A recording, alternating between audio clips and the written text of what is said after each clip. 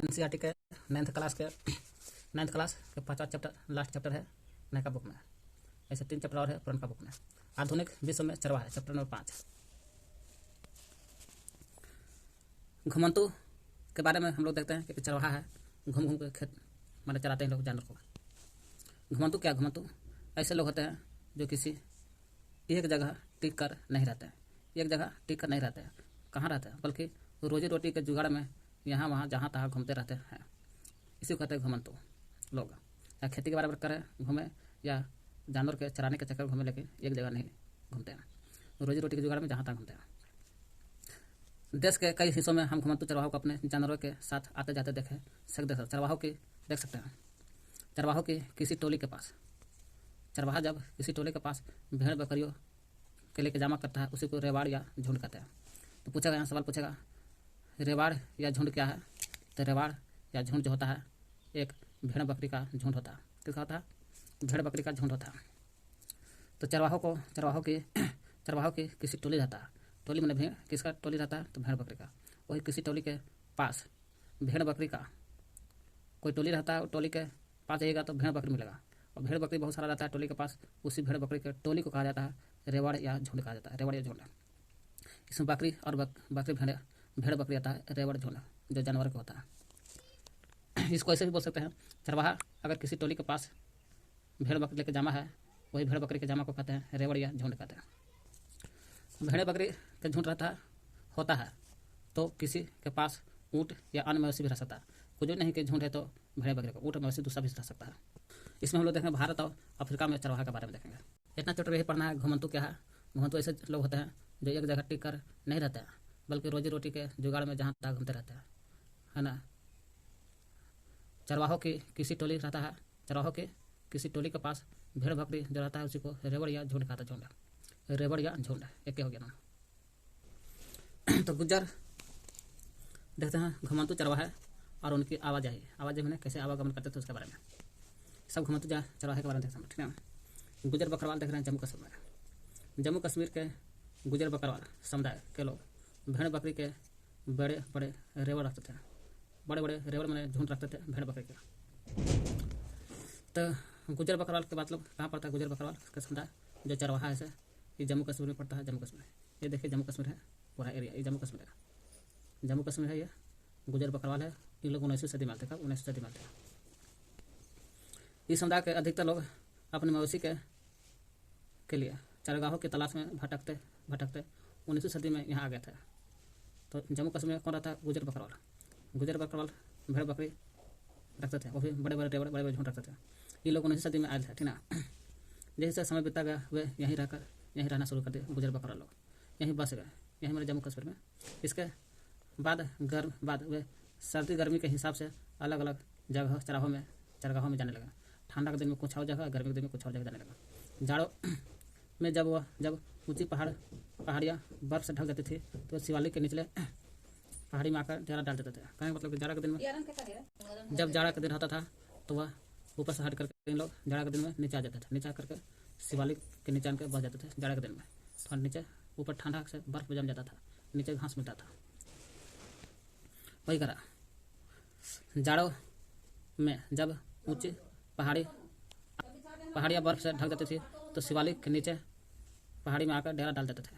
जाड़े में निचले इलाके में मिलने वाली सूखी झाड़ियाँ भी उनके जानवरों के लिए चारा बनते थे, है ना। नीचे आते थे तो सूखी इलाका, तो इनके लिए मैंने जानवरों के लिए खाना पीना मिलता था। तो जाड़े के दिन में देखें। फिर अप्रैल महीना आता। अप्रैल के महीना में के अंत होते होते उत्तर दिशा में जाने लगते थे। उत्तर दिशा मतलब का फिर नीचे से ऊपर जाने लगते थे। अप्रैल महीना में, अप्रैल महीना रहता था, नीचे से ऊपर जाने लगते थे उत्तर के। अप्रैल के अंत तक वे उत्तर दिशा में जाने लगे गर्मी के चरगाह के लिए, क्योंकि अप्रैल महीना में गर्मी आ जाता है। गर्मी के चरगाह के लिए इस सफ़र में कई परिवार काफिला बनाकर साथ साथ चलते थे। कई परिवार मिलकर चलते थे गर्मी के दिन, ना। वे पीर पंजाल के पीर पंजाल जो दर्रा है, इसी पीर पंजाल दर्रा को पार करते हुए कश्मीर की घाटी में पहुंचते थे। जब ये चलते थे उत्तर दिशा में गर्मी के दिन में, अप्रैल के अंत में, तो पीर पंजाल दर्रा मिलता था। पीर पंजाल के दर्रा को पार करते हुए कश्मीर की घाटी में पहुंचते थे। पीर पंजाल के दर्रा को पार करते हुए कश्मीर घाटी पहुंचते थे। वह पीर पंजाल के दर्रे को पार करते हुए कश्मीर घाटी पहुंच जाते थे। जैसे ही गर्मी शुरू, जमी हुई बर्फ के मोटी चादर पर पिघलने लगते थे। गर्मी पड़ते ही जो बर्फ़ था ऊपर, जो बर्फ़ था ऊपर, तो गर्मी पड़ता था ऊपर वाला बर्फ़ पिघल जाता था और चारों तरफ हरियाली छा जाती थी। बर्फ़ पिघल गया तो ऊपर हो जाता था घास, उगने वाली तरह तरह की घास मवेशी के लिए पेट भर जाता था। उन्हें सेहतमंद खुराक भी मिल जाता था पहाड़ के ऊपर। गर्मी के दिन में जब बर्फ़ पिघलता था तब सितंबर के अंत में बकरवाल एक बार फिर अपनी बोरिया बिस्तर समेटने लगते हैं। इत अप्रैल का महीना देखें, अप्रैल का महीना में नीचे से ऊपर जाने लगते हैं क्योंकि ऊपर बर्फ रहता है, पिघलने लगता है गर्मी से। और सितंबर महीना आता है ऊपर फिर ठंडा आने लगता है, तो नीचे ऊपर से नीचे फिर नीचे आ जाते हैं। फिर बकरवाल और सितंबर महीना फिर नीचे चलाते हैं, ठीक ना। क्या ऊपर सितंबर का महीना जाड़े गर्मी आता है। सितंबर के अंत में बकरवाल एक बार फिर अपनी बोरिया बिस्तर समेटने लगते हैं। इस बार वे वापस अपने जाड़ों वाले ठिकाने की तरफ चले जाते हैं। जब पहाड़ की चोटियाँ पर बर्फ जमने लगती है तो वे निचली पहाड़ी के सर पर चले जाते हैं। कहने में तो मोटा मोटा यही समझो, अप्रैल महीना रहता है तो पहले जाड़ा आगे ऊपर पड़ जाता है, तो जाड़ा ऊपर पड़ता है सितंबर में तो नीचे चले जाते हैं। और नीचे अप्रैल महीना में सूखा भूखा जानवर ही घास खाते हैं। फिर नीचे से अप्रैल खत्म होता है, अप्रैल का महीना देता है, अप्रैल का महीना तो ऊपर जाते हैं क्योंकि ऊपर बर्फ गर्मी से पिघल जाता है तो ऊपर फिर घास मिल जाता है, जानवरों के लिए घास मिल जाता है। फिर अप्रैल महीना में फिर ऊपर जाते वक्त फिर पंजाब घाटी इसी से गुजरना पड़ता है, फिर कश्मीर घाटी से होकर गुजरना पड़ता है, ध्यान के रहते हैं कश्मीर घाटी में। फिर सितंबर में नीचे चलाते हैं, गर्मी ठंडा के दिन में नीचे। हम लोग यही ध्यान रखना है, जम्मू कश्मीर में होता है गुजर बकरवाल, 19वीं सदी में आन के रहते हैं। एक बगल में चलिएगा तो ये है जम्मू कश्मीर के बगल में जाए तो हिमाचल प्रदेश मिलता है।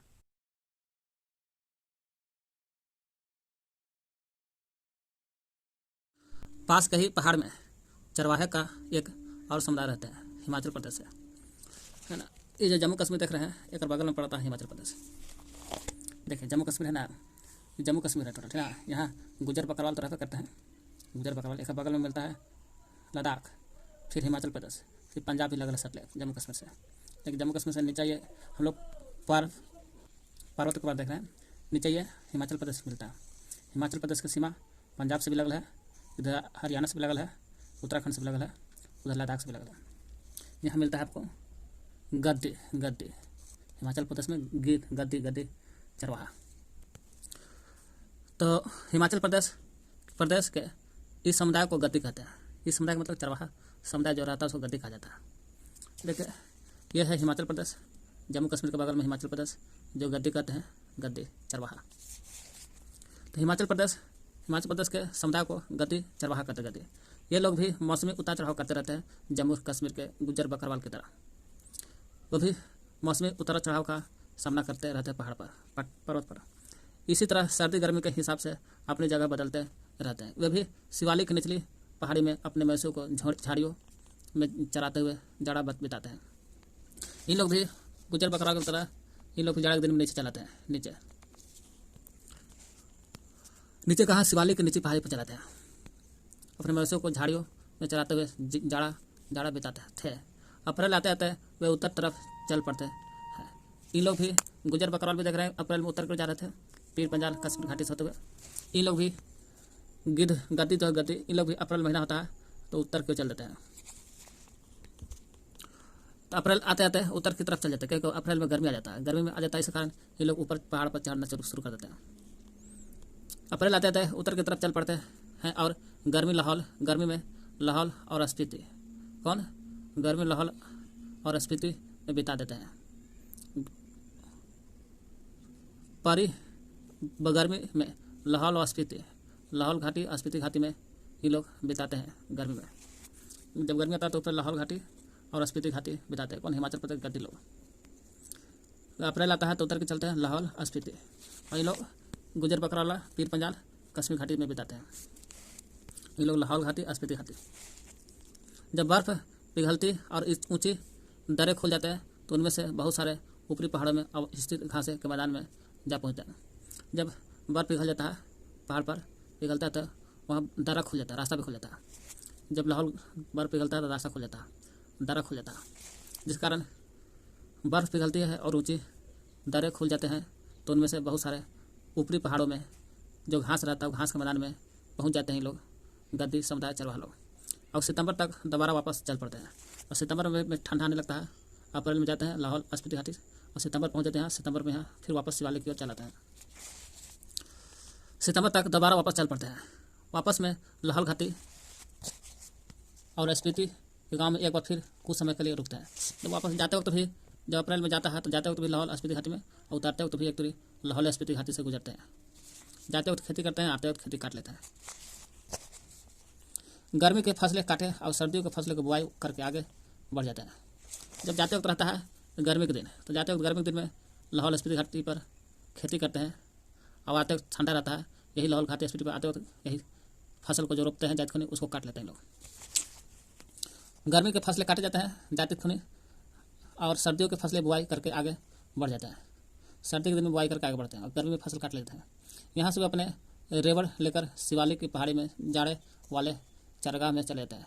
रेवड़ माने भेड़ बकरी जो रहता है झुंड, उसको लेकर के शिवालिक की पहाड़ी में जाड़े वाले चरगाह में चले जाते हैं, है ना। जब सितंबर में ठंडा गिरने लगता है तो अपना भेड़ बकरी लेकर के शिवालिक की पहाड़ी में चलाते हैं लोग। अगले अप्रैल में भेड़ बकरी लेकर दोबारा गर्मियों के चरगाह की तरफ रवाना हो जाता है। फिर गर्मी आता है तो फिर ऊपर चले जाते हैं, है ना, पहाड़ पर चढ़ जाते हैं। यही घटना होती रहता है रुका। अगले अप्रैल में भेड़ बकरी लेकर दोबारा गर्मियों के चरगाह की तरफ रवाना होता है। तो हम लोग यही देखें, यहाँ कुछ नहीं देखना है इसमें। हिमाचल प्रदेश में समुदाय को, चरवाहा समुदाय को गद्दी कहते। गद्दी आपको हिमाचल प्रदेश में पड़ता है। गद्दी अप्रैल के महीना में लाहौल घाटी में फसल काट लेते हैं और उधर लौटते वक्त फसल कर देते हैं लोग। तो शिवालिक के जाड़े दिन में नीचे चलाते हैं, शिवालिक में सितंबर महीना में लौटते हैं, अप्रैल में जाते हैं लोग। बस इतना ही करना। जाते वक्त खेत काट लेते हैं, आते वक्त खेती कर लेते हैं। गुजर बकरवाल के भी जाते हैं अप्रैल में, आते हैं सितंबर में, और फिर शिवालिक के पहाड़ में लोग भी। फिर हम लोग पर्वत के बारे में पढ़ रहे हैं। यहाँ सब पर्वतन है, नीचे आता है पठार, फिर आ जाता है मैदान। तो पहले हम लोग पर्वत के बारे में पढ़ रहे हैं। आगे देखते हैं अगला पॉइंट है ना, गढ़वाल और गुजर के चरवाहे सर्दियों में। अब जरा पूर्व की तरफ चले, और पूर्व तरफ चलेंगे तो क्या मिलेगा? गढ़वाल और कुमायूं। गढ़वाल और कुमायूं के गुजर चरवाहे देख रहे हो। गुजर चरवाहे सर्दियों में भाबर के सूखे जंगल की तरफ चलते हैं। गढ़वाल और कुमायूं के होता है गुजर। थोड़ा सा भाबर के बारे में पहले पढ़ लेते हैं। भाबर गढ़वाल और कुमायूं। गढ़वाल और कुमायूं, भाबर होता है पहाड़ के नीचे होता है। गढ़वाल और कुमायूं के इलाका जो रहता है ना, वही इलाका में पहाड़ियों के निचले हिस्से के आसपास पाए जाते हैं। जो पहाड़ी है ना, ये पहाड़ी के नीचे पाया जाता है भाबर। और भाबर है गढ़वाल और कुमायूं के बीच में। भाबर है जो गढ़वाल और कुमायूं इलाका में है। कुमायूं गढ़वाल और कुमायूं जो इलाका है वही इलाका में पड़ता है। वहाँ जाएगा तो देखिए भाबर है ना, गढ़वाल गए हैं तो हाँ, कुमायूं गए हैं तो हाँ, वही इलाका मिलेगा पहाड़ी। वही पहाड़ी के नीचे के जो हिस्सा आसपास पाया जाता है वही है भाबर। तो कुमायूं भी गए, गढ़वाल भी गए, वहीं मिलेगा भाबर मिलेगा। कुमायूं और गढ़वाल के जो इलाका है वहाँ पहाड़ मिलेगा। वहीं पहाड़ में नीचे ये पहाड़ है, पहाड़ के निचले हिस्से में भाबर मिलता है।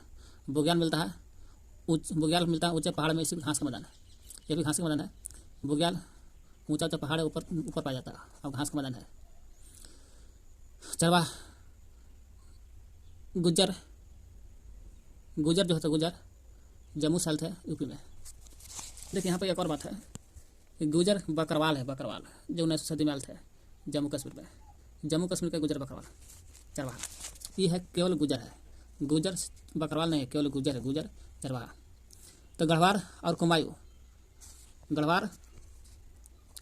के इलाका मिलता है भाबर पहाड़ के नीचे। वही गढ़वाल और कुमायूं के गुजर होता है। गुजर चरवाहा कहाँ पाया जाता है? सवाल पूछेगा से बाबू बोलो गुजर बकरवाल कहाँ मिलता है? तो वो मिलता है जम्मू कश्मीर में। केवल गुजर कहेगा तो गुजर कहेगा, चरवाहा कहेगा तो गढ़वाल कुमायूं में पाया जाता है। वही गढ़वाल कुमायूं के गुजर चरवाहे सर्दियों में भाबर के सूखे जंगल की तरफ चलते हैं। जब यही पहाड़ के ऊपर भाबर जो रहता है, भाबर के गुजरवाल लोग जो रहते हैं, पहले ऊपर सर्दियों में भाबर के नीचे चलते हैं। जब ऊपर रहते हैं गुजर लोग सर्दी में, तो सर्दी का महीना आता है तो नीचे चलाते भाबर में। वही कह रहा गढ़वाल या और कुमायूं के गुजर चरवाहे सर्दी में भाबर के सूखे जंगल की तरफ और गर्मियों में ऊपरी घास के मैदान बुग्याल की तरफ चले जाते थे। बुग्याल ऊपर पड़ता है, वही है बुग्याल पहाड़, ऊंची पहाड़ में स्थित है, घास मैदान। ठंडा के दिन गुजर बकरवाल जाता है, ठंडा पड़ेगा तो भाबर के नीचे सूखे मैदान में चलते हैं, सूखा भूसा घास खाते हैं। ऊपर ठंडा, नीचे थोड़ा गर्मी महसूस होता है। और जब यही गर्मी आता है फिर चढ़ करके ऊपर चलाते हैं बुग्याल मैदान में, जो घास है उसी में खाना खाते हैं चरवाहे लोग। गढ़वाल और कुमायूं के गुजर चरवाहे सर्दी में भाबर के सूखे जंगल की तरफ जाते हैं सर्दी में, और गर्मी में ही रहता है तो ऊपरी घास के मैदान बुग्याल की तरफ चले जाते थे। इनमें से बहुत सारे हरे भरे चरगाह की तलाश में 19वीं सदी में जम्मू कश्मीर से उत्तर प्रदेश की पहाड़ियों में आए थे, बाद में ही बस गए। पहले जम्मू कश्मीर के है गुजर बकरवाल, तो गुजर जम्मू कश्मीर आकर के यूपी में आकर बस गए थे। यूपी में गुजर लोग।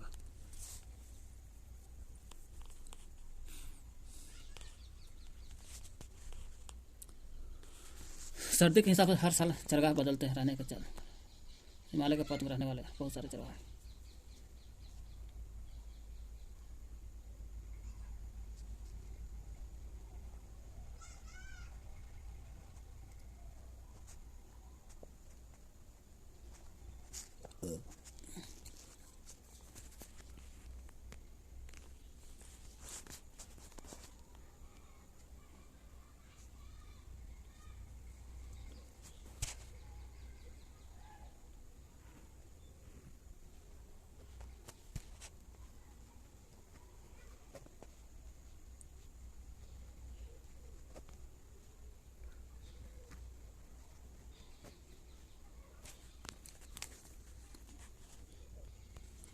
हिमालय पर्वत के चरवाहा देखते हम लोग।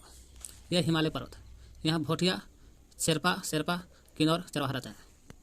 हिमालय पर्वत में रहने वाले बहुत सारे चरवाहे समुदाय में दिखते हैं। ऐसा हिमालय पर्वत में जितना चरवाहा रहता है ना, सबको सब समुदाय में दिखता है, समूह में दिखता है। यहाँ के भोटिया शेरपा किन्नौर समुदाय के लोग सभी भी इसी तरह के चरवाहे थे। भोटिया शेरपा किन्नौर समुदाय है। भोटिया शेरपा किन्नौर समुदाय चरवाहों का समुदाय है। ये सभी समुदाय मौसमी बदलाव के हिसाब से खुद को ढालते थे मौसम के अनुसार। ठंडा है तो गर्मी की ओर, गर्मी है तो ठंडा की ओर भागते थे, और अलग अलग इलाकों में पड़ने वाले चरगाहों का बेहतरीन इस्तेमाल करते थे। जब एक चरगाह का हरियाली खत्म हो जाती थी तो जहाँ इसके काबिल नहीं रह जाते थे वो किसी और चरगाह की तरफ भाग चलते थे। इसी आवाजाही के चरगाह जरूरत से ज़्यादा इस्तेमाल से भी बच जाते थे, और उनमें दोबारा हरियाली जिंदगी भी लौट जाती थी। हरियाली और ज़िंदगी भी लौट जाती थी। इतना याद करना है कि हिमालय पर्वत है, ये भोटिया शेरपा किन्नौर समुदाय है चरवाहा का। भोटिया शेरपा किन्नौर हिमालय पर्वत है। भोटिया शेरपा किन्नौर भोटिया शेरपा किन्नौर चरवाहा समुदाय यहीं मिलता है हिमालय पर्वत में। मध्य गढ़वाल के ऊंचे पहाड़ में एक गुज्जर मंडप है। मध्य गढ़वाल देख रहे हैं ना, ये मंडप है किसका? मध्य गढ़वाल के है। मध्य गढ़वाल समझ रहे ना। गढ़वाल का मतलब होता है वही गढ़वाल कुमायूं के गुजर चरवाहा मिलता है, जो सर्दियों में भाबर की ओर, जब भाबर नीचे की ओर, और गर्मी में बुग्याल के ऊपर चल जाता है। भाबर कहते हैं गढ़वाल कुमायूं के में जाएगा, इसी इलाके में पहाड़ मिलता है। उसी इलाके का पहाड़ के नीचे बसता है। पहाड़ के नीचे बसता भाबर। वही गढ़वाल के बारे में है। मध्य गढ़वाल के ऊंचे पहाड़ में एक गुजर मंडप है। मध्य गढ़वाल देखे हैं तो देख लिए। ऊंचा जाएगा वहाँ ऊंचा पहाड़ मिलेगा, नीचे तो भाबर मिलेगा। ऊंचा पहाड़ में एक गुजर मंडप है। ऊंचा पहाड़ पर देखिए, पहाड़ के ऊंचा पहाड़ पर मंडप है मध्य गढ़वाल के। गुजर गडेरिया बुग्याल में मिलने वाला रिंग है। गुजर गडेरिया क्या है? बुग्याल में गुजर गडेरिया बुग्याल मिलता है। बुग्याल में मिलने वाला रिंग है। केवल गुजर तो जान रहे हैं कि गुजर गढ़वाल और कुमायूं के चरवाहा है। गुजर गढ़वाल और कुमायूं दोनों के, लेकिन गुजर गडेरिया है। गडेरिया कहेगा तो बुग्याल में मिलने वाला रिंग है। रिंग का मतलब होता है रिंग और घास दोनों है। रिंग के मैंने गोले गोले रिंग से और घास से बना लिया। रिंग एक तरह की पहाड़ी बांस है। देख रहे हैं, इसमें पहाड़ी बांस से लगा रहता है, उस गोले गोले घेर दिया गया है इसको, बांस से, जिसको रिंग कहते हैं, और घास से बनल है। वही गुजर गडेरिया, यही गुजर गडेरिया है जो बुग्याल में है जगह। मिलने वाला रिंग है। रिंग मैंने एक तरह का बांस है, रिंग पहाड़ी बांस रिंग, और घास से बने मंडप में रहते हैं। पूछा गुजर गडेरिया कहाँ रहता है तो बुग्याल मिलता है। बुग्याल में गुजर गडेरिया भी एक तरह से चरवाहा है। बुग्याल मिलता है। बुग्याल में कहाँ मिलता है तो पहाड़ी बांस से बना हुआ रिंग से और घास से बना हुआ घर मंडप में, इसी मंडप में रहता है गुजर गडेरिया। तो गुजर गडरिया बुग्याल में मिलने वाला रिंग एक तरह का पहाड़ी बांस से बना है और घास से बनता है मंडप। इसी मंडप में रहते हैं गुजर गडरिया। इन्हीं मंडप का इस्तेमाल कार्यस्थल के रूप में भी होता है। कार्यस्थल के रूप में यहाँ गुजर जो होते हैं, गुजर लोग मध्य गढ़वाल के जो गुजर लोग होते हैं, गुजर घी निकालता है। घी निकाल करके बेचते हैं। हाल के साल में वे बांसों और ट्रक में भी भर करके, अब जो हो रहा है गुजर गडरिया लोग बांस और ट्रक में भर करके भी दूध ले जाने लगे हैं। ये मंडप 10,000 से 11,000 फुट ऊंचाई पर होता है। जो भैंस इससे ज़्यादा ऊंचाई पर नहीं जा सकता है। ये जो मंडप होता था ज़मीन से 10,000 से 11,000 फुट ऊंचाई पर होता था, जिससे भैंस नहीं जा सकता इतना ऊँचा। ये गद्दी हिमाचल प्रदेश का दिखा रहा है। भेड़िया से ऊन उतार रहे हैं। गद्दी भेड़ों को ऊन उतार रहे हैं। गद्दी चरवाहा कहाँ का था? हिमाचल प्रदेश का। वही गद्दी चरवाहा लोग भेड़ियों से क्या कर रहे हैं? ऊन उतार रहे हैं। ऊन गद्दी चरवाहा भेड़ों के ऊन उतार रहे हैं। सितंबर तक गद्दी ऊंचे मैदान धार से नीचे आने लगते हैं। सितंबर मतलब कि ठंडा में ऊपर से नीचे आने लगते हैं।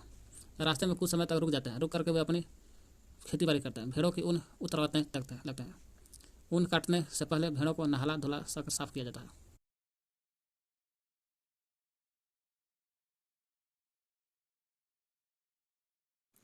और पठार मैदान रेगिस्तान में देखते हैं। पर्वत पहाड़ पर तो देख लिए, अब पठार पर भी देखते हैं। पर्वत जो थोड़ा सा है ना नुकले टाइप होता है, पठार पर देखते हैं हम लोग। फिर मैदान पर देख लेते हैं, फिर रेगिस्तान में देखेंगे। पठार मैदान रेगिस्तान में देखते हैं। चरवाहे सिर्फ पहाड़ पर नहीं रहते थे, पठार पर, मैदान पर, रेगिस्तान में भी बहुत संख्या में रहते थे। देखते हैं धंगर चरवाहा, ये भी पठारी इलाके में आते हैं हम लोग। पठारी इलाका में ये है महाराष्ट्र के उत्तर में मध्य प्रदेश और महाराष्ट्र मध्य प्रदेश उधर में है। थोड़ा सा पश्चिम में आइएगा तो आपको राजस्थान गुजरात है, गुजरात से टक्कर मिलता है। इधर तो अरब सागर है। थोड़ा सा दक्षिण में आइएगा तो कर्नाटक मिलता है। और थोड़ा सा पूरब की हो जाइएगा तो तेलंगाना और छत्तीसगढ़ मिलता है।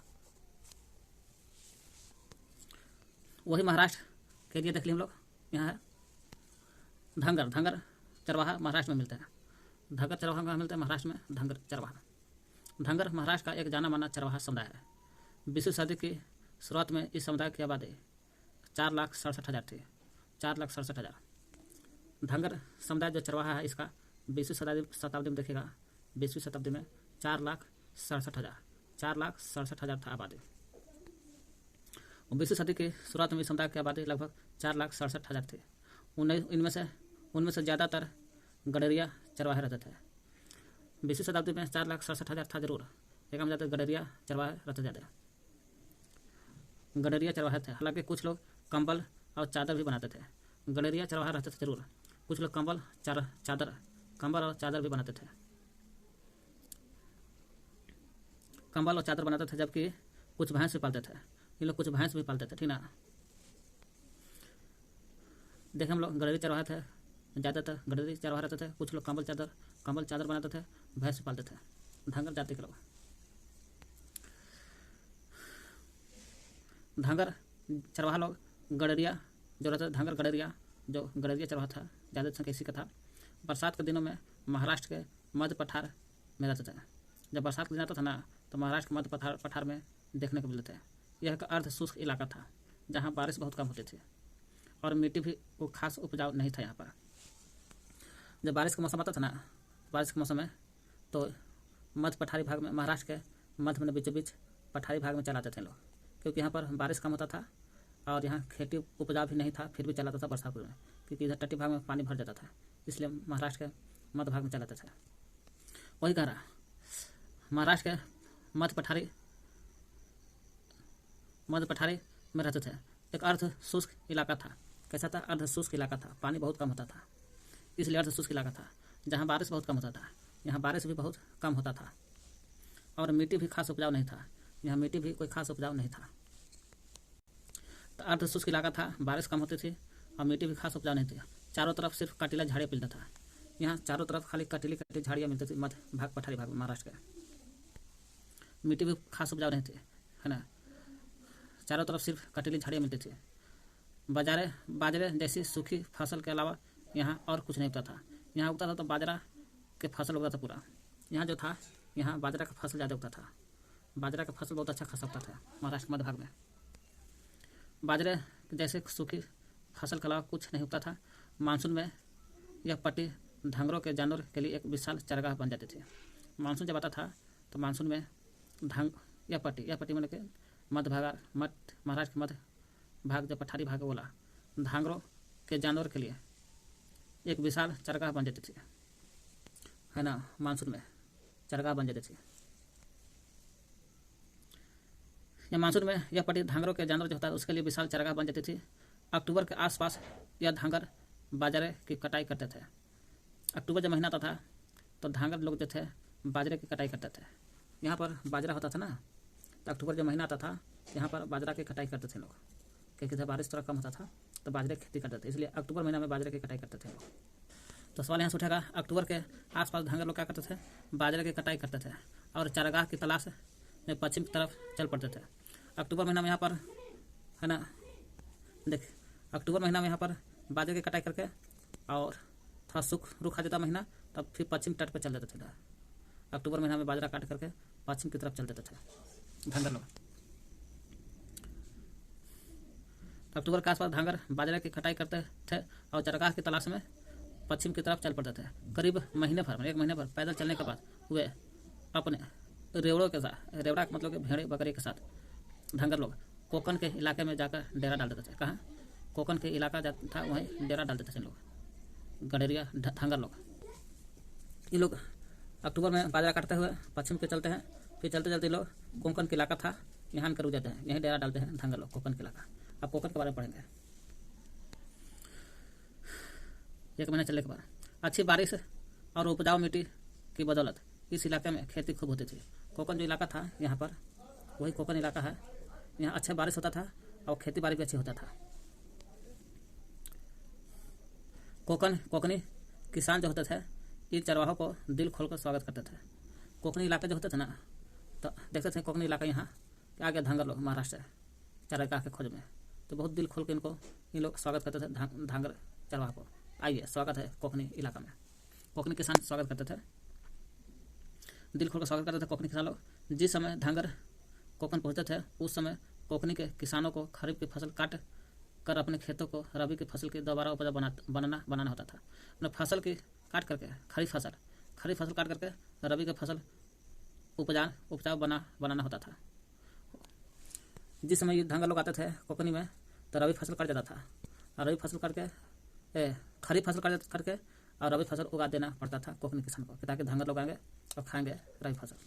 ये देखिए, खरीफ फसल जिसमें यहाँ से जब आते थे महाराष्ट्र से धांगर लोग यहाँ कोकनी में, तो कोकनी में खरीफ फसल को काट दिया जाता था और दोबारा रबी फसल उगा दिया जाता था पहले ही से। वही करा कोकनी किसान को खरीफ फसल की काट करके अपने खेत को रबी की फसल के लिए दोबारा उपजाऊ बनाना होता था, ताकि धांगर लोग आ गए हैं इसलिए रबी की फसल उगा देते थे। रबी की फसल हम लोग धांगर जाति के देख रहे हैं चरवाहा के। ये है, देखिए धांगर चरवाहा लोग अक्टूबर में बाजरे की कटाई करते थे। इन लोग करते थे धांगर जो थे ना, इन लोग करते थे बाजरे की कटाई, है ना। अक्टूबर में बाजरे की कटाई करते थे ना, अक्टूबर में बाजरे की कटाई करते थे धांगर जाति लोग। धांगर जब कोकनी किसान के खिलाफ जगह पाते थे, वही धांगर के मौसी खरीफ की कटाई के बाद खेत में बची रही ठूंठों को खाते थे। जो रबी फसल होता है, तो रबी फसल के जो फिर कटा जाता था, इसके ठूठनी को खाते थे।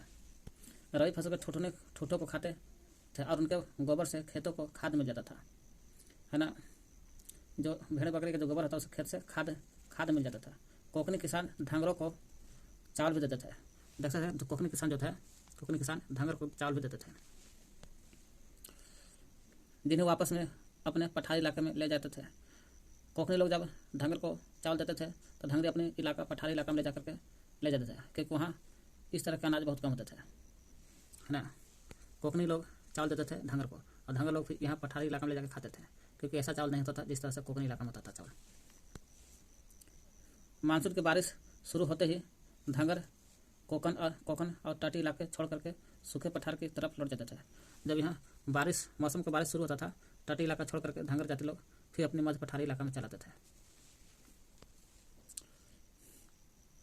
क्योंकि भेड़ गीले मानसून हालत को बर्दाश्त नहीं करते थे।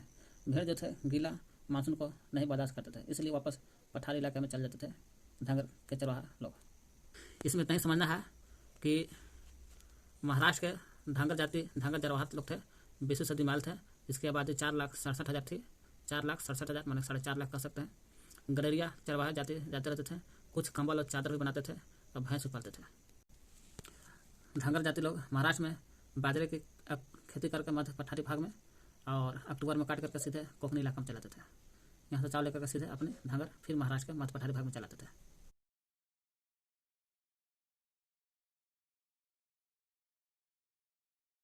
यह है कर्नाटक और आंध्र प्रदेश।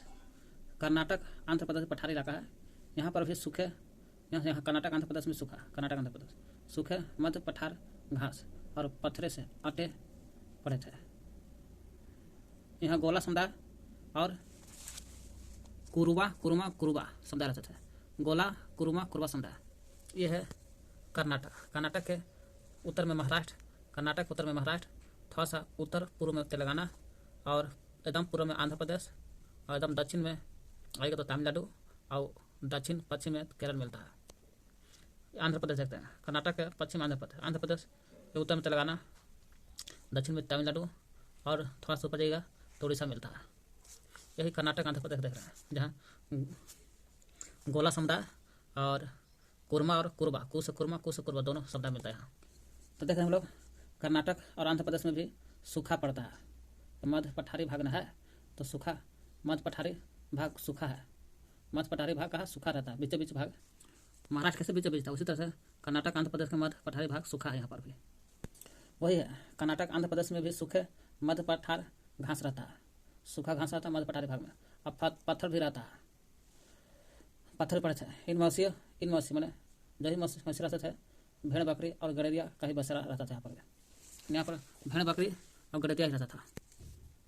यहाँ गोला समुदाय के लोग गाय भैंस पालते थे। यहाँ गोला समुदाय रहते थे। देख ली, गोला समुदाय कर्नाटक और आंध्र प्रदेश में रहता है। गोला समुदाय जो थे गाय और भैंस पालते थे, गाय और भैंस। यही कुरमा रहते थे, जो भेड़ बकरी पालते थे। तो गोला समुदाय के लोग गाय भैंस पालते थे। गोला समुदाय क्या पालते थे, गाय भैंस। जबकि कुरमा और कुरबा, कुश कुरबा आंध्र प्रदेश कर्नाटक में रहते थे। ये समुदाय भेड़ बकरी पालते थे और हाथ के बने कंबल बेचते थे। लोग क्या करते थे, हाथ से बना के कंबल बेचते थे। हालांकि कंबल चादर बनाते थे इन लोग भी, महाराष्ट्र के धांगर जाति भी, लेकिन इन लोग भी कम नहीं था। कर्नाटक आंध्र प्रदेश में कंबल भी बेचते थे लोग हाथ से बना करके। ये लोग जंगलों और छोटे छोटे खेतों का आस पास रहते थे।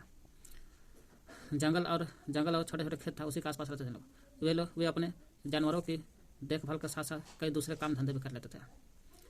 पहाड़ी चरवाहों के विपरीत यहाँ के चरवाहों का एक स्थान से दूसरे स्थान जाना सर्दी गर्मी से तय नहीं होता था। जो पठारी इलाका है, चाहे महाराष्ट्र हो या कर्नाटक आंध्र प्रदेश है, तो पर्वत की तरह पहाड़ी इलाका से चेंज था। पहाड़ी में देख रहे थे का ऊपर में जैसे जम्मू कश्मीर, हिमाचल प्रदेश है ना, उत्तराखंड में हिमालय पर्वत, वो सब समय मौसम के अनुसार चेंज हो रहा था। सर्दी में नीचे उतर जा रहा था और गर्मी में ऊपर चल जा रहा था पहाड़ के ऊपर। लेकिन यहाँ समय मौसम के अनुसार नहीं होता है, यहाँ दाना के अनुसार होता है। पहाड़ी चरवाहों के विपरीत हैं लोग। पहाड़ी में देख रहे थे हम लोग, गर्मी में ऊपर चढ़ जा रहा था और ठंडा में नीचे उतर जा रहा था, है ना। यहाँ एक स्थान से दूसरा स्थान जाना सर्दी गर्मी से तय नहीं होता था। ये लोग बरसात और सूखे मौसम के हिसाब से अपनी जगह बदलते थे। पठारी इलाका में क्या होता है, बरसात और सूखे मौसम। बरसात कर दिया तो पठारी मध्य भाग में, सूखा कर दिया, बरसात है तो तटीय भाग छोड़ करके सीधा जाते थे मध्य भाग में। और जब यही सूखा मौसम करता था तो पठारी भाग छोड़ करके सीधा तटीय भाग में चलाते थे, क्योंकि तटीय भाग में थोड़ा घास ज़्यादा मिलता था, गीला था। तो ये लोग बरसात और सूखे मौसम के हिसाब से अपनी जगह बदलते थे। सूखे महीने में वे तटीय इलाकों की तरफ चले जाते थे। जब सूखा महीना रहता था तो तटीय इलाके में चले जाते थे, और जबकि बरसात शुरू होने पर वापस चले जाते थे मध्य पठारी भाग में दोबारा। मानसून के दिनों में तटीय इलाकों से जिस तरह गीले दलदली हालत पैदा हो जाता था, मानसून जब आता था तटीय इलाका थोड़ा सा इलाका गीला हो जाता था और दलदली होता था, जो सिर्फ भैंस के लिए ही फायदा या रास होता था, अन्यथा नहीं। ऐसे समय बाकी जानवरों को सूखे पठारी इलाकों में ले जाना जरूरी था। बाकी जानवर सूखे इलाके में जाते थे, है ना। जब मौसम होता था तो तटीय भाग दलदली हो जाता था, जो भैंसों के लिए फायदा था। बाकी जानवरों को पठारी भाग में ले जाना जरूरी पड़ता था। पठारी भाग में चरवाहों में से एक जाना पहचाना बंजारा भी आता है। बंजारा चरवाहा देखते हैं। यही बंजारे उत्तर प्रदेश उत्तर प्रदेश, पंजाब। देखिए उत्तर प्रदेश उत्तर प्रदेश में मिलता है बंजारा, पंजाब में मिलता है, पंजाब में भी बंजारा है ना। उत्तर प्रदेश, पंजाब, मध्य प्रदेश, महाराष्ट्र। उत्तर प्रदेश, पंजाब, फिर मध्य प्रदेश आइए और महाराष्ट्र। तो नीचे से महाराष्ट्र, मध्य प्रदेश, महाराष्ट्र के ऊपर मध्य प्रदेश, मध्य प्रदेश के ऊपर उत्तर प्रदेश, उत्तर प्रदेश के फिर पश्चिम में पंजाब। हालांकि मध्य प्रदेश में आपको धांगर जाति भी मिलता है। देखिए बंजारा चरवाहा जो है यूपी, देखें फिर थोड़ा सा पश्चिम जगह पंजाब, मध्य प्रदेश, महाराष्ट्र में धांगर जाति भी मिलते हैं। यूपी, पंजाब, मध्य प्रदेश, महाराष्ट्र बंजारा चरवाहा मिलते हैं। ये लोग बहुत दूर दूर तक चले जाते थे और रास्ते में अनाज और चारे के बदले गांव वालों को खेत जोतने वाले जानवर और दूसरी चीज़ें बेच जाते थे। गांव वालों के चावल भी बेचते थे, दूसरी चीज़ें भी बेचते थे ताकि अनाज मिल जाए। वे जहाँ भी जाते थे अपने जानवरों के लिए अच्छे चरगाह की खोज में चलते थे। तो क्या मोटा मोटी यही तक शक है, बंजारा जो मिलता है यूपी, पंजाब, मध्य प्रदेश, महाराष्ट्र। यूपी, पंजाब, मध्य प्रदेश, महाराष्ट्र बंजारा चरवाहा। गोला समुदाय जो रहता है कर्नाटक, गोला समुदाय और कुरुमा कुरबा। गोला जो होते थे भैंस पालते थे और कुरबा भेड़ बकरे। ये दोनों आंध्र प्रदेश कर्नाटक मिलते हैं, ठीक ना। उसी के बारे में 19वीं सदी में बोकानान आता है, फ्रांस का था। मैसूर की यात्रा करते वक्त बोकानान जो था मैसूर की यात्रा कर रहा था, उसी समय यात्रा के दौरान गोला समुदाय का दौरा कर लेता है। हालांकि 19वीं सदी में बोकानान राजमहल के पहाड़ी और संथालों के बारे में भी बताया था, यात्रा किया था।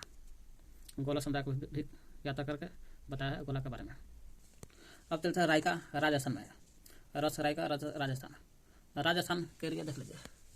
राजस्थान थोड़ा सा पंजाब से भी सटल है राजस्थान, और हरियाणा से भी है। उत्तर में पंजाब, हरियाणा, और थोड़ा सा इधर उत्तर प्रदेश से भी सटल है राजस्थान, उत्तर प्रदेश से। फिर इधर आ जाता है मध्य प्रदेश, इधर गुजरात से सटा हुआ। यही राजस्थान में रायका है। रायका राजस्थान के रेगिस्तान में राजस्थान रेगिस्तान में रायका समुदाय रहते थे। तीनों राइस नाम है।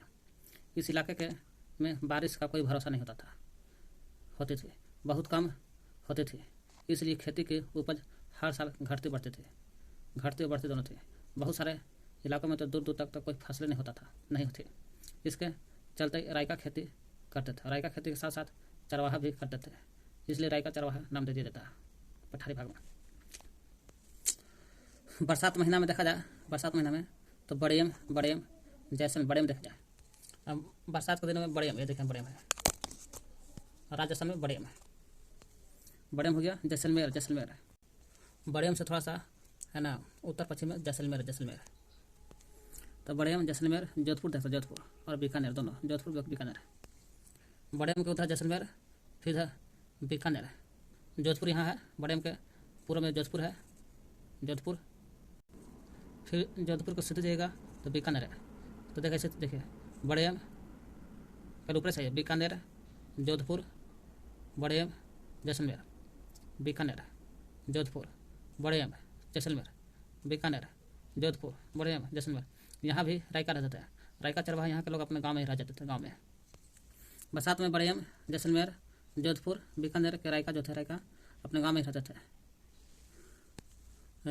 रायका जो बड़ेम के थे, जैसलमेर के थे, जोधपुर के थे या बीकानेर, अपने गांव में रहते थे।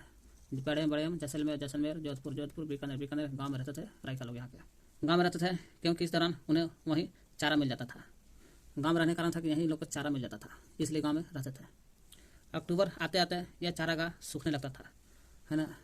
जब गांव में लोग को चारागाह मिलता था तो अक्टूबर में सूखने लगता था यहाँ के चारागाह। गाँव वाला के चारागाह सूखने लगता था अक्टूबर महीना में। अक्टूबर आते आते गाँव वाला चारागाह सूखने लगते थे। नतीजन ये लोग नए चारागाह की तलाश में दूसरे इलाका की तरफ निकल जाते थे। अगली बरसात में ही वापस लौट जाते थे, फिर वापस पहुँच जाते थे अपने गाँव तरफ। रायका एक तबका ऊँट भी पालता था। रायका लोग बहुत सारे जानवर पाते थे, उसमें से एक तबका देखा जाए रायका के एक तबका ऊँट भी पालन करते थे और कुछ भेड़ बकरी भी पालते थे। रायका का एक तबका ऊँट पालता था, जबकि कुछ भेड़ बकरी पालते थे। भेड़ बकरी गोला समुदाय के लोग पालते थे और गुजर बकरवाल भी पालते थे भेड़ बकरी। इतना याद कर लेना है। रायका रेगिस्तान राजस्थान में। बड़ेम, जैसलमेर, जोधपुर के और बीकानेर के जो रायका होते थे वो गांव में रहते थे, क्योंकि गांव में चारागाह मिल जाता था। लेकिन अक्टूबर में यह चरागाह खत्म होने लगता था, सूखने लगता था। तो फिर तटीय इलाका में जाते थे, फिर वापस चल आते थे। रायका का एक तबका ऊँट पालते थे और कुछ भेड़ बकरी भी पालते थे। अपने ऊँट के साथ एक ऊँट पालक है। यह राजस्थान में जैसलमेर के निकट थार रेगिस्तान, जैसलमेर देख रहे हैं, ये राजस्थान का जैसलमेर है। यहाँ के गांव लोग, रायका लोग गांव में ही रहते थे। वो जैसलमेर में थार इलाका था, वही राजस्थान में जैसलमेर के निकट है थार का रेगिस्तान राजस्थान में जैसलमेर में है। इस इलाके के ऊँट, थार के इलाका के ऊँट पालकों को मारू रेगिस्तान रायका और उनकी बस्ती को ठंडी डंडी कहा जाता था। कह रहा है कि राजस्थान में जाएगा तो जैसलमेर मिलेगा। जैसलमेर में एक जगह है थार रेगिस्तान में कि जो इलाका होता था, ऊँट पालते थे। थार रेगिस्तान का पालने वाला ऊँट है भाई, ऊँट पालता है। तो कहाँ घर है? थार रेगिस्तान में था, ऊँट पालता है। तो ऊँट पालने वाले को मारू कहा जाता था। तो थार में रहता है और ऊँट पालता है, इसलिए तुम्हें थारू रेगिस्तान में बोला जाता है थारू। ऊँट पालने वाले का बोलते हैं, ऊँट पालने वाले थारू रायका कहा जाता है। और उनकी बस्ती को ठंडा डंडी कहा जाता था। ये ऊँट पालने वाला है, इसको क्या बोलते हैं? मारू रायका कहा जाता था। मारू रायका ऊँट पाल रहा है आदमी, देखिए थार में है, ऊँट पाल रहा है, इसको मारू रायका कहा जाता है। और जो इलाका हो गया पूरा, उसको बोलते हैं डंडी कहा जाता था बस्तिया को। पश्चिमी राजस्थान में बलतौरा पड़ता है। बलतौरा में ऊँट मेला मिलता है। ऊँट मेला पूरा पश्चिमी इलाका में देखिए ना, राजस्थान के पश्चिमी इलाका में पूरा बलतौरा मिलता है जगह। बलतौरा में ऊँट का मेला लगता है। ये देखिए पश्चिमी राजस्थान में बलतौरा की जगह है। बलतौरा जो है में एक ऊँट मेला लगता है। ऊँटों का मेला है बलतौरा में, है ना। बलतौरा मेला में जो ऊँट मेला लगता है, ऊँट पालक जो ऊँट को पालता था मारू कहा जाता था, वही ऊँट पालक यहाँ ऊँटों को खरीद करके फरोख्त के लिए आते थे, खरीदने के लिए आते थे। मेला में मारू रायका जो ऊँट पालक को कहा जाता है मारू रायका ऊँटों के प्रशिक्षण में अपने महारत का भी प्रदर्शन करते थे। ऊँट का प्रशिक्षण देते थे मारू रायका लोग। इस मेले में गुजरात से घोड़े भी लाए जाते थे। गुजरात से भी घोड़ा भी आता था बलतौरा मेला में। ये सब पढ़ने की जरूरत नहीं है। अब देखते हैं औपनिवेशिक शासन में से इंग्लैंड कैसे किया। वही औपनिवेशिक शासन के दौरान यानी अंग्रेजों के ज़माने में चरवाहों का जीवन कैसा रहा उसके बारे में पढ़ते हैं।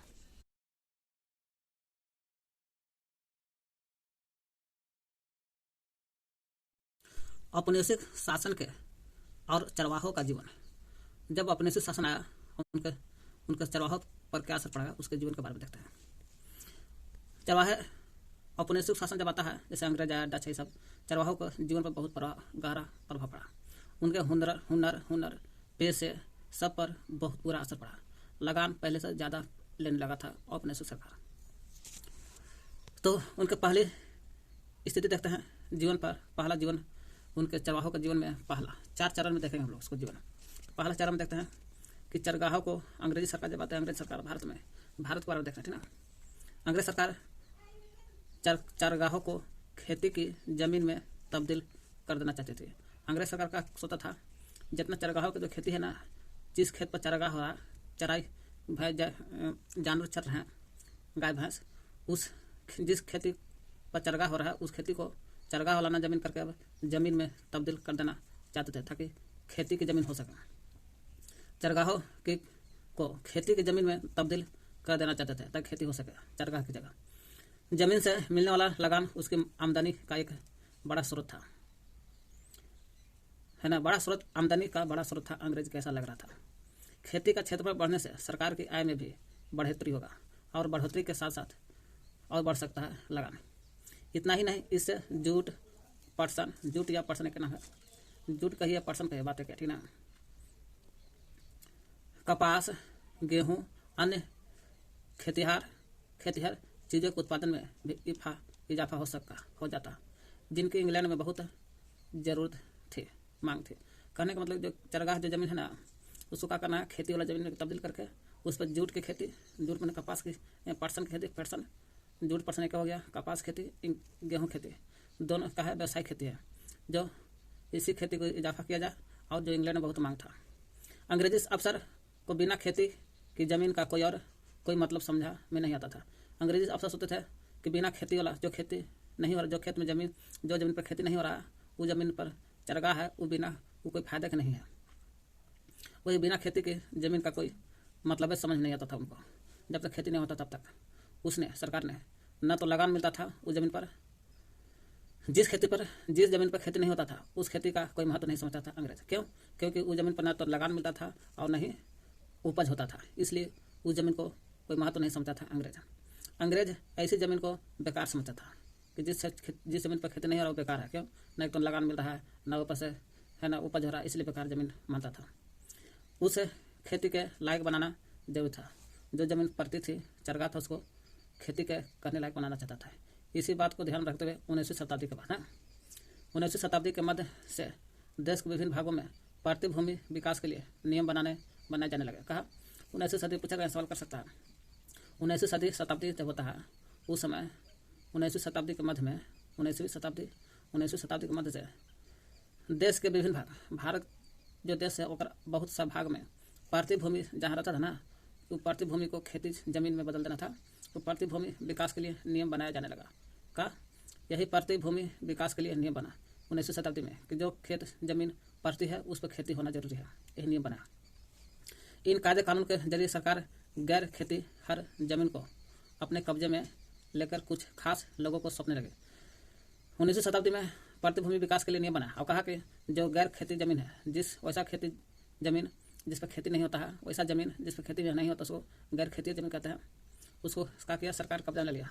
कब्जा में लेकर के कुछ खास लोगों को, अपने लोगों को सौंप दिया कि खेती करो इस पर। 19वीं शताब्दी के पड़ती भूमि विकास के नियम के अनुसार इन लोगों को कई तरह की रियायतें दी गई और इस जमीन को खेती के लायक बनाने और इस पर खेती करने के लिए जमकर बढ़ावा दिया गया कि जो पड़ती भूमि है उसको खेती लायक बना दो। इसलिए बढ़ावा भी दिया गया किसान लोगों को, कोई खास आदमी के। ऐसे कुछ लोगों को गांव का मुखिया बना दिया गया।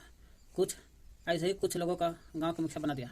देख गांव का तो मुखिया है, जो पड़ती भूमि है उसको देखभाल करो, उस पर खेती कराओ, खेती को बढ़ावा दो ताकि जो जमीन पड़ती रह जाए तो खेती में बदल जाए। इसलिए गांव का मुखिया बना दिया गया है ना, खेती करवाने वाले को देखभाल करने के लिए।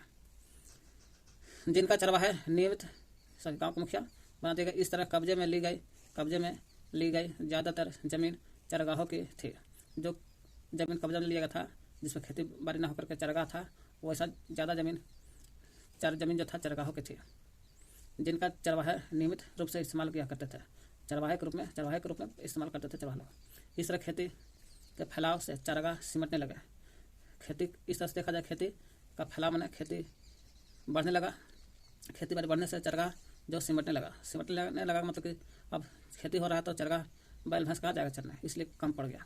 चरवाहों के लिए समस्या पैदा होने लगी। और कहा चरवाहों के लिए समस्या पैदा हो गया। तो यहाँ से यही दो निकलता है शब्द कि अंग्रेजी सरकार चरगाहों को खेती का जमीन में तब्दील कर दिया। चरगाहों जो था, चरगाहों वाला जमीन, वैसा जमीन जहाँ घास भूसा जमता था, बैल भैंस चरते थे, उसको चरगाहों जमीन कहते थे। उसी जमीन को खेती की जमीन में तब्दील कर दिया। कौन? अंग्रेज लोग। उस पर जूट, पटसन, कपास, गेहूँ क्या नहीं व्यावसायिक फसल उगाने के लिए कहा गया और इंग्लैंड में बहुत जरूरी मांग था इसका। एक 19वीं शताब्दी में मध्य बनल था। 19वीं शताब्दी में पड़ती भूमि विकास के लिए नियम बना है। यही पड़ती भूमि विकास का नियम बना 19वीं शताब्दी के मध्य में। इसमें बात बोला गया वैसा जमीन जिस पर खेती नहीं होता है उस सब कब्जा में ले लो, उस पर खेती करने के लिए बढ़ा दिया जाए। इसलिए देखभाल करने के लिए एक मुखिया को रख दिया जाता है। उसके अंतर्गत वही मुखिया देखभाल करेगा, खेती कराएगा। इस तरह खेती बढ़ता गया और चरगाह का एरिया क्षेत्रफल कम गया और इसलिए चरगाहों का समस्या पैदा हो गया। तो पहला देख लिया, अंग्रेजी सरकार चरगाहों को खेती की जमीन में तब्दील कर दिया। चरगाहों की जो खेती था वो खेती की जमीन में बदल दिया। दूसरा नियम देखते हैं। दूसरा है अपने शासन के समय चरगाहों का जीवन पर क्या प्रभाव पड़ा। वन अधिनियम बना दिया। भारत में बना था वन अधिनियम 1765 में और वन सेवा कहेगा तो 1864 में ना वन अधिनियम। दूसरी बात 19वीं शताब्दी के मध्य, वही 19वीं शताब्दी में जिसमें 19वीं शताब्दी के मध्य पड़ती भूमि विकास के लिए नियम बनल था कि पड़ती भूमि को हम लोग गैर भूमि समझते हैं और उसको खेती में तब्दील कर देना चाहते थे। अब वन अधिनियम उसी समय 19वीं शताब्दी के मध्य की बात है। 19वीं शताब्दी के मध्य तक आते आते देश के विभिन्न प्रांत कहने का मतलब चाहे पूरा भारत में वन अधिनियम भी पारित किए जाने लगे। इन कानूनों को आड़ में इन कानून का मतलब कि वन अधिनियम के कानून जो था, वन कानून या वन अधिनियम एक हो गया, वही वन कानून के आड़ में सरकार ने खेल खेलना शुरू कर दिया। ऐसे कई जंगल को आरक्षित कर दिया। आरक्षित मतलब कि जहाँ कोई शिकार करने के लिए, लकड़ी के लिए, भैंस गोरू चराने के लिए नहीं जा सकता, रोक लगा दी गई। वही आरक्षित वन घोषित कर दिया जहाँ देवदार या साल जैसी कीमती पेड़ लकड़ी पैदा होती थी। पूछेगा यहाँ से आरक्षित वन लोगों आने जाने के लिए रोक लगा देगा। क्यों? क्योंकि यहाँ पर आरक्षित वन पर देवदार या साल के कीमती लकड़ी पैदा होती थी। आरक्षित वन में देवदार साल का कीमती लकड़ी पैदा होती थी, इसलिए आने जाने के लिए रोक लगा दी। लेकिन इन जंगलों में चरवाहों के घुसने पर पाबंदी भी लगा दी गई। आरक्षित वन जो होता था यहाँ चरवाहों को घुसने से पाबंदी लगा दी गई। कई जंगल को संरक्षित भी घोषित कर देगा। कई जंगल को आरक्षित तो कई को संरक्षित जंगल भी घोषित कर देगा। संरक्षित घोषित कर दिया गया। इन जंगलों में चरवाहों को चरवाही के कुछ परंपरागत अधिकार तो दिए गए, लेकिन उनकी आवाजाही पर फिर भी बहुत सारी बंदिश लगा रही थी। मतलब आरक्षित में तो कोई नहीं जा सकता, पूरा पाबंदी था। और संरक्षित जंगल जो था, इस पर आने जाने के लिए छूट मिला, जा सकता, शिकारी कर सकता है, लकड़ी जला सकता है, लेकिन कोई परंपरागत अधिकार दिया गया कि इतना 4 घंटा के अंदर जाना, 4 घंटे के अंदर आ भी जाना है ना। इसका लेट हुआ तो दंड किया जाएगा। वो संरक्षित में तो परंपरागत अधिकार दिया गया, फिर भी अधिकार देते हुए पाबंदी लगा लेता। संरक्षित परंपरागत अधिकार तो दिए गए, लेकिन उनकी आवाजाही पर फिर भी बहुत सारी बंदिशें, मैंने पाबंदी लगी थी। औपनिवेशिक अधिकारियों को लगता था कि पशुओं के चरने से, है ना, औपनिवेशिक सरकार जितना था ना, उस सबको लगता था, है ना, पशु के चरने से छोटा छोटा जो जंगली पौधा है और पेड़ की नई कोपलें निकलती है, उस सब का सब नष्ट हो जाता है, इसलिए पाबंदी लगाता था। उनकी राय में, अंग्रेजों के राय में, चरवाहों के रेवड़ भेड़ बकरी जो भी रहता था, छोटे छोटे पौधों को कुचल देते थे। इसलिए सोचते थे कि पाबंदी लगा देंगे तो वही छोटे छोटे पौधा बड़ा हो जाएगा और कोपलों को खा जाते हैं, है ना, इसलिए पेड़ों को बढ़ती रुक जाती थी, इसलिए रोक लगा देते थे। तो इसमें कुछ खास नहीं है। वन अधिनियम पढ़ना है। वन अधिनियम यही है कि आरक्षित वन और संरक्षित वन में बनेल था। आरक्षित वन में देवदार के पेड़ और साल के पेड़ कीमती लकड़ी पैदा होता था।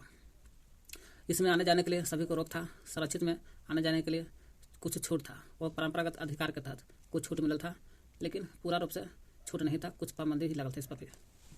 इन लोगों को लगता था कि छोटे मोटे पौधों को खा जाते हैं जानवर और कोपल को नष्ट कर देते हैं, जिसके कारण पौधा नहीं बढ़ पाएगा, इसलिए जंगल में आने जाने के लिए रोक लगा था अंग्रेज।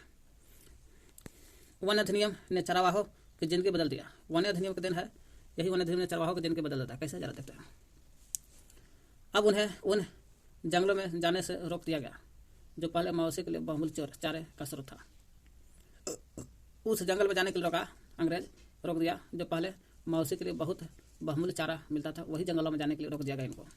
अब जाबे ना करेगा तो कैसे बैल फंस जाएगा का स्रोत था। जिन क्षेत्रों में उन्हें प्रवेश की छूट दी गई, वहाँ भी उन पर कड़ी नजर रखी जाती थी, है ना। एक तो जिस जगह मवेशियों के लिए चारे मिलता था, वहाँ जाने के लिए रोक लगा दिया गया, और जिस क्षेत्र में चरवाहों को छूट मिला कि जाकर बैल भैंस चरा सकता है, उन पर कड़ी नजर रखी जाती थी।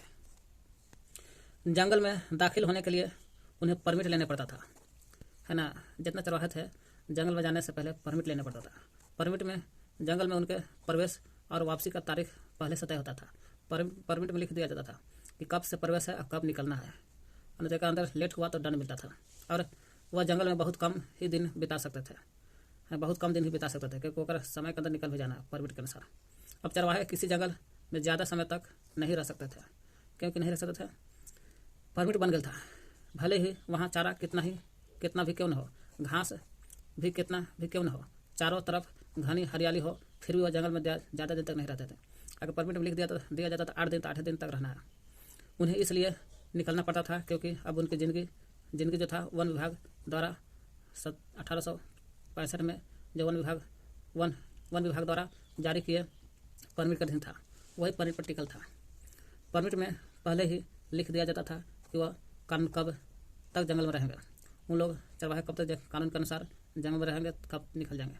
वह समय सीमा के उल्लंघन करते थे। अगर मान लीजिए कि 10 दिन रहना, अब 11वां दिन आइएगा तो कानून के सीमा को उल्लंघन कर रहे हैं तो जुर्माना भरने पड़ता था। तीसरा बात है औपनिवेशिक शासन के समय चरवाहों का जीवन पर क्या प्रभाव पड़ा। तीसरा है अपराधी जनजातीय अधिनियम। अपराधी जनजातीय अधिनियम बना 1871 में। इसके अनुसार क्या होता है, जरा देखते नीचे। अपराधी जनजातीय अधिनियम 1871 में अंग्रेजी अफसर घुमंतु किस्म के लोगों को शक की नज़र से देखते थे। अपराधी जनजातीय अधिनियम 1871 के तहत सभी घुमंतु को अपराध की नज़र से देखते थे। गांव गांव जाकर अपनी चीज़ें बेचने वाले कारीगर होते थे। कारीगर और व्यापारी होते थे और अपने रेवड़ के लिए हर साल नए नए चरगाहों की तलाश में रहने वाले, हर मौसम में अपना रिहाइश बदल देने वाले चरवाहा भी रहते थे। चरवाहों पर यकीन नहीं कर पाते थे सरकार लोग, न कारीगर पर और न व्यापारी पर। हर साल गांव में जाकर बेचने वाले रहते थे कारीगर व्यापारी, अपने स्थान बदल करके भैंस गोरू चराने वाले चरवाहा पर यकीन नहीं कर पाता था सरकार। उन लोगों का अपराधी चोर चुहार समझता था। वे चाहते थे, अंग्रेज चाहता था कि ग्रामीण जनता गांव में ही रहे और उनकी रिहाइश और खेतों पर उनके अधिकार तय हो। ग्रामीण जनता जितना गांव में रहे और ग्रामीण जनता गांव में रह करके और रिहाइश और खेतों पर जो किसान है, किसानों का अधिकार तय कर दिया जाए कि तुमको इतना खेती करना है, इतना ही मिलेगा। इस तरह की आबादी की पहचान करना और उसको नियंत्रित करना ज़्यादा आसान था अंग्रेजों के लिए, जो एक जगह टिक कर रहती हो। एक जगह टिक रहेगा तो उन लोगों को लगान वसूल करने में अच्छा हो जाता था, आराम था। ऐसे लोगों को शांति प्रिय और कानून का पालन करने वाला माना जाता था। एक जगह जो किसान रहता था उन लोगों को शांति प्रिय और कानून का पालन करने वाला किसान माना जाता था। और एक जगह रहकर खेती बाड़ी करेगा तो सरकार के लिए लगान वसूलना भी आसान हो जाता था। घुमंतु को अपराधी माना जाता था। जो किसान, जो चरवाहा घुमंतु घूम करके भैंस गुरु चरा रहा और खेती कर रहा घूम करके आज यहाँ तक वहाँ, उसको अपराधी माना जाता था। 1871 में अपराधी के तहत घुमंतु अपराधी के तहत 1871 में औपनिवेशिक सरकार ने अपराधी जनजाति अधिनियम क्रिमिनल ट्राइब्स क्रिमिनल ट्राइब्स जनजाति एक्ट, क्रिमिनल ट्राइब्स में ट्राइब्स में जनजाति एक्ट यानी कि अपराधी जनजाति अधिनियम 1871 में बनाया। इस कानून के तहत 1871 में अपराधी जनजाति अधिनियम जो बना 1871 में, उसी अपराधी जनजाति के तहत दस्तकारों, व्यापारियों और चरवाहा, वही दस्तकार जो एक जगह रहकर खेती करते थे, चाहे एक जगह रह करके भैंस गोरू चराते थे, वही दस्तकार लोग, व्यापारी जो घूम करके सामान बेचते थे, चरवाहा जो घूम करके भैंस गोरू चराते थे, उन लोग के बहुत सारे समुदाय को अपराधी समुदाय की सूची में रख दिया गया। कहा कि खुद दस्तकार, व्यापारी, चरवाहा, तू लोग जहाँ तहाँ काम करेगा, जहाँ तहाँ व्यापारी बेचेगा, जहाँ तहाँ चरवाहा करेगा, जहाँ तहाँ खेती करेगा, तो सभी को अपराधी की सूची में डाल दिया जाएगा। उन्हें कुदरती और जन्मजात अपराधी घोषित कर दिया। बहुत सारे दस्तकारी, व्यापारी, चरवाहा जो थे, इनको अपराध के समुची समुदाय में डाल दिया गया और उन्हें कुदरत जन्मजात अपराधी घोषित कर दिया। वही दस्तकारी, अपराध, व्यापारी, चरवाहा के बहुत सारे समुदाय को अपराधी समुदाय की सूची में रख दिया और उन्हें जो अपराधी समुदाय की सूची में रख दिया गया, उनको कुदरती जन्मजात अपराधी घोषित कर दिया गया कि तू कुदरती है और जन्मजात अपराधी है। इन कानून के लागू होते ही जैसे सभी समुदाय को कुछ खास अधिसूची गांव बस्ती में बस जाने को हुक्म सुना दिया। कहा कि तुम लोग जो अपराधी समुदाय में आ गया है और कुदरती जन्मजात अपराधी भी है, उस सभी को कोई खास गांव बस्ती में बस जाने के लिए हुक्म दे दिया सरकार। उनके बिना परमिट आवाजाही पर रोक लगा दी गई। कहा कि तुम लोग को परमिट नहीं रहेगा, कोई ना आ सकता है जंगल में, ना कोई जा सकता है, इसलिए घुमंतु बन में करेगा।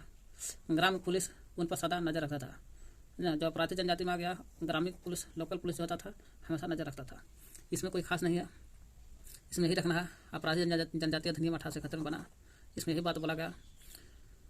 अंग्रेज लोग घुमंतु को शक की नज़र से देखते थे और इसमें सभी, चाहे वह दस्तकारी हो, व्यापारी हो या चरवाहा हो, सभी को यही बात बोला गया, एक जगह रहो, एक ही जगह बैठ कर तो खेती बाड़ी करो ताकि हमारा लगान वसूलने में आसान हो जाएगा, और एक ही जगह बैठ कर तो लोग खेती बाड़ी करो, चरगा करो। घूमने पर पाबंदी लगा दिया, बस इतना सोच लिया। सभी को कुदरती और जन्मजात अपराधी घोषित कर दिया, कुछ के, सबके नहीं। जो जब ऐसे कहा 1871 में अपराधी जनजाति अधिनियम में दस्तकारी, व्यापारी, चरवाहों पर पाबंदी लगा दिया, और जो एक जगह बैठ करके काम करने लगे तो ठीक है, कुछ लोग नहीं बात माने, उनके लिए अपराधी जनजाति अधिनियम लागू कर दिया गया, जिसके तहत कुदरती जन्मजात अपराधी घोषित मान लिया गया।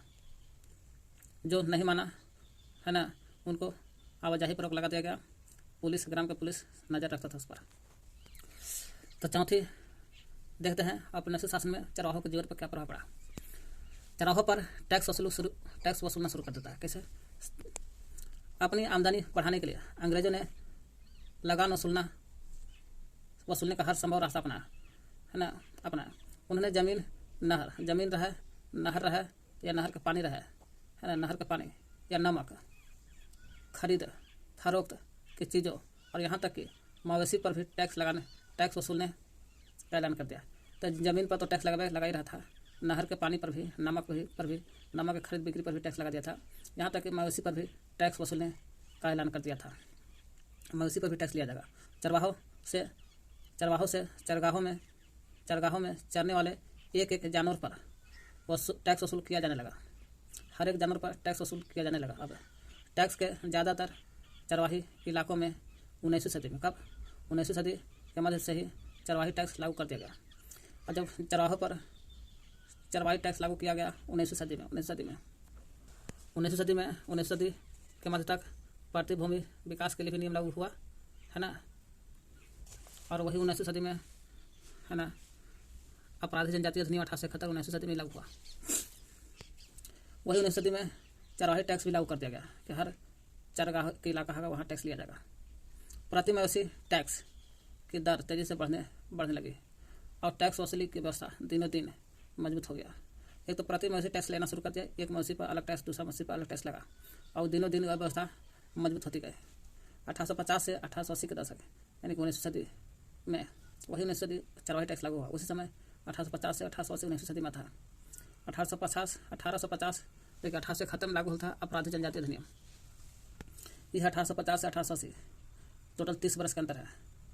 यही 1850 से 1880 के दशक के बीच टैक्स वसूली का काम बाकायदा बोली लगाकर ठेकेदारों को सौंप दिया जाता था। अब यह भी हुआ 1850 से 1880 के बीच में टैक्स वसूली का काम ठेकेदारों को दे दिया जाता था और ठेकेदार उसको पैसा पर बोली लगाकर खरीद लेते थे कि हम टैक्स वसूली का काम करें और नीलामी होता था। तो ठेकेदारों वही कर 1850 से 1880 के दशक के बीच टैक्स वसूली का काम बाकायदा बोली लगता था और बोली में जो ज़्यादा पैसा देता था वो उसी का हो जाता था। तो ज़्यादा पैसा देने वाला ठेकेदारी था, ठेकेदारी को सौंप दिया जाता था। ठेकेदारी पाने के लिए ठेकेदार क्या करते थे, सरकार को पैसा देता था और वही पैसा मिल जाता था सरकार को और सरकार ठेकेदारी देता था ठेकेदार को, जाओ हर मवेशी पर टैक्स वसूलो। उसे वसूल करने और साल भर में ज़्यादा से ज़्यादा मुनाफा बनाने के लिए जितना चाहे उतना कर वसूल कर सकते थे। और भैया जो पैसा पर खरीदेगा ठेकेदारी तो ज़्यादा से ज़्यादा फायदा ना कमाएगा, तो उसे जितना चाहे उतना कर वसूल में टैक्स वसूल करता था ठेकेदारी लोग। 1880 के दशक तक आते 1850 से 1880 आते वही 1880 के दशक आते सरकार ने अपने कारिंदों के माध्यम से, किसके माध्यम से? कारिंदों मतलब ठेकेदारी के माध्यम से सीधे चरवाहे से ही कर वसूलना शुरू कर दिया। पहले तो बोला ठेकेदारी का नीलामी होता था कर वसूलने के लिए, लेकिन 1880 में सरकार बोला कि नहीं, अब डायरेक्ट ठेकेदारी बीच में नहीं आएगा, डायरेक्ट भैंसों का, जानवर का टैक्स सरकार लेगा।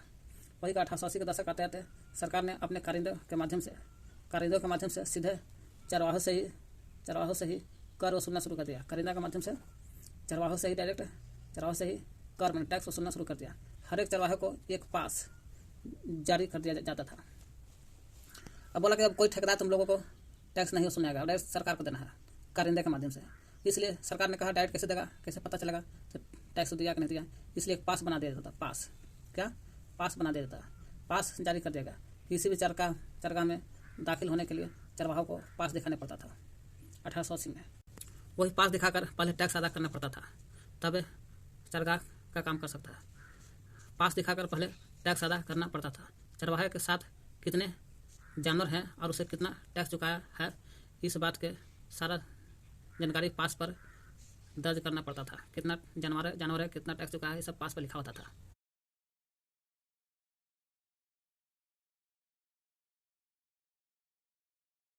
गुजर बकरवाल जम्मू कश्मीर में देख रहे हैं, पीछे पड़ चुके हैं। गुजर बकरवाल अप्रैल महीना में ऊपर चढ़ते हैं पहाड़ पर और सितंबर महीना में ठंडा पड़ने लगता है तो, है ना, नीचे चलाते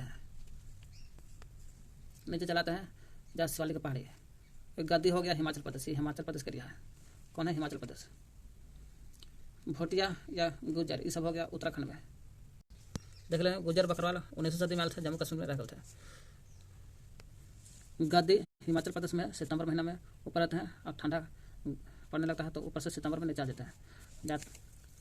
जाते वक्त खेती करते लाहौल स्पीति गर्मी के महीना में, फिर आते हैं लाहौल स्पीति से गुजर करते हैं, और गद्दी लोग भी पीर पंजाब से गुजरते हैं, फिर कश्मीर घाटी से होते हुए फिर सितंबर महीना में, अप्रैल महीना फिर नीचे शिवालिक के नीचे पहाड़ी शिवालिक के नीचे, ये लोग फिर शिवालिक के नीचे आते हैं गद्दी लोग, हिमाचल प्रदेश गद्दी लोग। गढ़वाल और कुमायूं के गुजर है, गुजर चरवाहा कहाँ के हैं? गढ़वाल और कुमायूं जो उत्तराखंड में पड़ता है। गढ़वाल और कुमायूं के गुजर, गुजर खाली गुजर, बकरवाल कहेगा तो जम्मू कश्मीर के, ये बकरवाल नहीं केवल गुजर है। ग से गढ़वाल, कू से कुमाऊं, गुजर चरवाहा सर्दी में भाबर के सूखे जंगलों की तरफ, और सर्दी में कहेगा चरवाहा सर्दी में, सर्दी रहता ठंडा के दिन में भाबर के सूखे जंगल की तरफ, सर्दी में भाबर के नीचे चलाते हैं सूखा, नीचे भाबर रहता है घास फूसा सूखा रहता है, और वही कहेगा गर्मी में ऊपर घास के मैदान बुग्याल की तरफ चले जाता है, गर्मी में ऊपर पहाड़ पर चढ़ जाता है बुग्याल, नीचे भाबर रहता है, ठंडा के दिन में गर्मी पड़ता है तो ऊपर बुग्याल सूख जाता है, बुग्याल ऊंचे पहाड़ में स्थित घास का मैदान है, बुग्याल का ऊंचे पहाड़ पर स्थित घास का मैदान है। भाबर रहता है जो नीचे रहता है सूखा घास, तो भाबर गढ़वाल कुमायूं का इलाका है, वहीं पर मिलता है पहाड़, पहाड़ का निचला हिस्सा रहता है भाबर, पहाड़ के निचला हिस्सा जो कुमायूं और गढ़वाल का निचला हिस्सा है। वही गढ़वाल कुमायूं जो है उत्तराखंड में है, और गुजर भी उत्तराखंड का है, उत्तराखंड का नहीं जी, गढ़वाल कुमायूं जो है उत्तराखंड में पड़ता है, गुजर गढ़वाल कुमायूं गुजर चरवाहा रहते हैं। ठंडे के दिन में भाबर के नीचे, ठंडा के नीचे भाबर में, और गर्मी के दिन को बुग्याल ऊपर में चल जाता है। ये है कौन जगह सही पता नहीं है, लेकिन इतना जानते हैं कि गढ़वाल कुमायूं जो है गुजर बकरवाल चरवाहा रहते हैं, बकरवाल नहीं गुजर चरवाहा रहते केवल। देखिए हिमालय पर्वत के चरवाहा भी है ना, भोटिया शेरपा किन्नौर, भोटिया शेरपा किन्नौर, ये सब हिमालय पर्वत के चरवाहा है। भोटिया शेरपा किन्नौर, ये सब पड़ता है आपको उत्तराखंड में, ठीक ना। हिमालय पर्वत है भोटिया शेरपा किन्नौर, हिमालय पर्वत क्या है? भोटिया शेरपा किन्नौर हिमालय में, जो उत्तराखंड पड़ता है। देखिए भोटिया उत्तराखंड में है, किन्नौर कहाँ से मालूम नहीं है, लेकिन भोटिया पड़ता है उत्तराखंड में। देखिए गुजर है, गुजर भी यहू देखिए उत्तराखंड पड़ता है, गुजर उत्तराखंड में, पीछे पढ़े हम लोग के गुजर कहाँ है मालूम नहीं है। कुमायूं और गढ़वाल के इलाका है, वहीं पहाड़ मिलेगा, पहाड़ के नीचे गुजर इलाका है, देख लीजिए जहाँ हुआ देख लीजिए। रायका रस राजस्थान में है। बंजारा कहाँ का है? देखिए बंजारा चरवाहा जो है यूपी, पंजाब, मध्य प्रदेश, महाराष्ट्र, यूपी में भी है, पंजाब भी है, मध्य प्रदेश है, महाराष्ट्र, 4 जगह है। मध्य प्रदेश, मध्य महाराष्ट्र, यूपी, पंजाब। देखिए बंजारा यहाँ है, बगल में यूपी है, पंजाब भी है, पंजाब का भी एरिया आता है, और बंजारा मध्य प्रदेश ही है, मध्य प्रदेश बंजारा है, मध्य प्रदेश में भी बंजारा है, और यूपी में भी है, और महाराष्ट्र में भी महाराष्ट्र में धंगर भी है।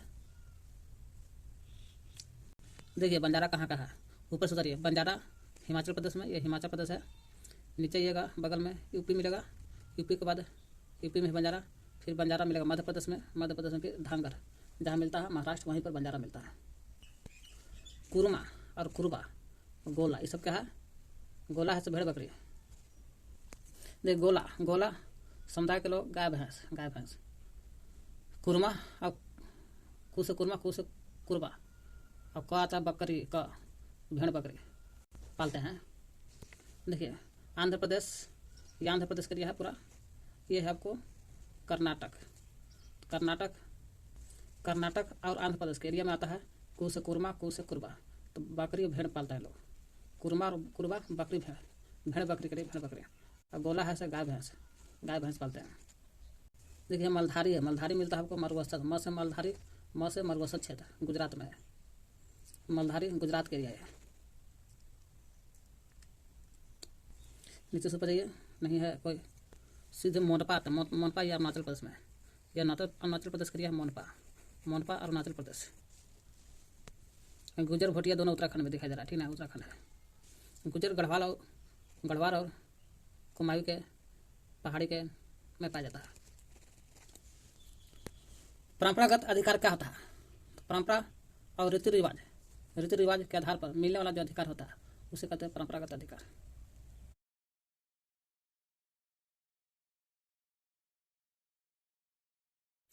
इस तरह से चराहों को पहले जैसा बड़े बड़े चरगाह का मैदान नहीं मिल पाए न, और नहीं बच पाए थे, सब तो खेती होने लगा। जब पुराने चरगाहों का इस्तेमाल करना मुश्किल हो गया तो कुछ चराहों ने नए चरगाह ढूंढ लिए। पुराना चरगाह का इस्तेमाल नहीं हो रहा है तो नया चरगाह ढूंढते गए चरगाह लोग। कि पुरनका चरगाह पर तो सब अंग्रेज कब्जा कर लिया, तो नया नया चरगाह ढूंढ लिया। मिसाल के तौर पर ऊँट और भेड़ पालने वाले रायका कहलाते थे। वो रायका 1947 के बाद जब देश आज़ाद हुआ तब बाद न तो सिंधु नदी में दाखिल हो सकते थे और न ही सिंधु नदी के किनारे अपन जानवरों को चरा सकते थे। न तो सिंधु नदी में दाखिल जाकर चरा सकते थे और न ही किनारे चरा सकते थे। 1947 के बाद करा भारत और पाकिस्तान के बीच खींच दी गई नई सीमा मैकमोहन रेखा है। नई सीमा भारत पाकिस्तान के बीच उन्हें इस तरफ जाने से रोक दिया। न पाकिस्तान न सिंधु नदी नहीं जा सकते थे। मैकमोहन रेखा खींचा गया था भारत पाकिस्तान के बीच में। अब उन्हें जाहिर है कि अब उन्हें जानवरों को चराने के लिए एक नई जगह ढूंढनी थी। वे हरियाणा खेतों में जाने लगे। कहाँ? अब देखा कि इधर 1947 के बाद मैकमोहन रेखा खींचा गया भारत पाकिस्तान के बीच में, इसलिए सिंधु नदी न जा सकता न ही सिंधु नदी के किनारे चला सकता है। इसलिए अब क्या किया, हरियाणा की तरफ बढ़ दिया। हरियाणा की तरफ जहाँ कटाई के बाद खाली पड़े खेतों में वे मवेशियों को चरा सकते थे। इस समय खेती को खाद की भी जरूरत होती थी, जो जानवर के मल मूत्र से मिल जाता था खाद, इसलिए हरियाणा की तरफ आ जाता है। देश आज़ाद होने के बाद हरियाणा की तरफ आते हैं। हरियाणा की तरफ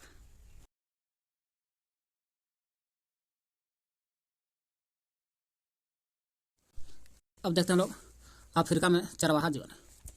भारत की तरह अफ्रीका महादेश में भी चरवाहे के जीवन के बारे में देखते हैं, क्या स्थिति रहा वहाँ का। ये रहा अफ्रीका। अफ्रीका में कौन कौन सा जनजाति पाई जाती है, जैसे बर्बेर्स अफ्रीका का है। फिर आ जाइए मूर्स भी अफ्रीका का है। ताऊ रेग बोदा बेफुलानी नीति उतरिए। हेरेरो तस्वाना नामा जुलू ऊपर चले। सोमाली पूरी माता है। डानांकिल काबाबिस बेजा बेदुइन अफ्रीका के बेदुइन सब क्या है, अफ्रीका के जनजाति है। चरवाहा समझिए क्या। बसबेर्स ताउरेग बेदा बेफुलानी हेरेरो तस्वाना नामा जुलू सोमाली डानांकिल काबाबिस बेजा बेदुइन अफ्रीका के चरवाहा है। देखिए सोमाली तो है यहाँ। सोमाली ये सब पड़ता है पूर्वी अफ्रीका में। बोरोन भी होगा। बोरोन भी अफ्रीका का है। इथोपिया सूडान दक्षिण सूडान। इथोपिया ऊपर है, दक्षिण सूडान ऊपर है। जायर नदी है अफ्रीका के। तुर्काना उगांडा। विक्टोरिया झील है। विक्टोरिया झील के बगल में मसाई जनजाति है। विक्टोरिया झील जो है ये किनिया है ना, दक्षिण किनिया पड़ता है। दक्षिण किनिया में पड़ता है। किनिया के दक्षिण रहेगा मसाई जनजाति है, जो विक्टोरिया झील के पूर्व में है। और तंजानिया में भी मिलता है मसाई। तो पूछे मसाई जनजाति किनिया तंजानिया में, विक्टोरिया झील के पूर्व में है। दक्षिण किनिया में मसाई जनजाति 3 लाख है और तंजानिया में मसाई जनजाति 1.5 लाख है। नीचे हिंद महासागर है। तो हम लोग पढ़ते हैं अफ्रीका में चरवाहा के जीवन के बारे में थोड़ा। आइए जरा अफ्रीका की तरफ चलते हैं, जहाँ दुनिया की आधी से ज़्यादा दुनिया की आधी से ज़्यादा आबादी चरवाहा आबादी रहती है अफ्रीका में। आधा सदी का आबादी अफ्रीका में रहता है। आज भी अफ्रीका के लगभग देखा जाए 2.25 करोड़ लोग रोजी रोटी के लिए किसी न किसी तरह की चरवाही गतिविधि पर ही आश्रित निर्भर है। मैंने आधा से अधिक आबादी चरवाहा पर है और 2.25 करोड़ भी बोल सकते हैं चरवाही लोग हैं जो अपना रोजी रोटी चला रहे हैं। 2.25 करोड़ CR। यहाँ के चरवाहा का नाम बोलिए बेदुइन्स हो गया। बेदुइन्स देखिए यहाँ पर है, उत्तर पूर्व में है बेदुइन जनजाति चरवाहा अफ्रीका में। फिर देखा जाए बर्बेर्स तो बर्बेर्स देखिए उत्तर पश्चिम में पड़ता है। उत्तर पश्चिम बेदुइन के बाद बर्बेर्स आता है उत्तर पश्चिम में, अफ्रीका का चरवाहा है। मसाई देखिए, मसाई यहाँ पर है, अफ्रीका के पूर्व में है। विक्टोरिया झील के भी पूर्व में, अफ्रीका के भी पूर्व में है। केन्या और तंजानिया के बीच में है। मसाई देख लिए। सोमाली देख लेते। सोमाली देखिए ये भी पूर्व में है। सोमाली यहाँ देख लिया, यहाँ सोमाली पूर्व में है, अफ्रीका के पूर्व में।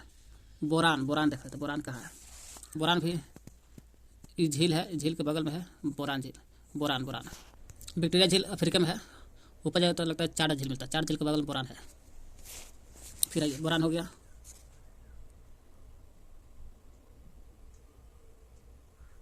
बुरान हो गया, तुर्काना देख सकते, तुर्काना चरवा देख लीजिए, तुर्काना चरवा यहाँ है ना, बीच बीच पड़ता है अपने अफ्रीका के, मान के चलिए कि लगभग तुर्काना।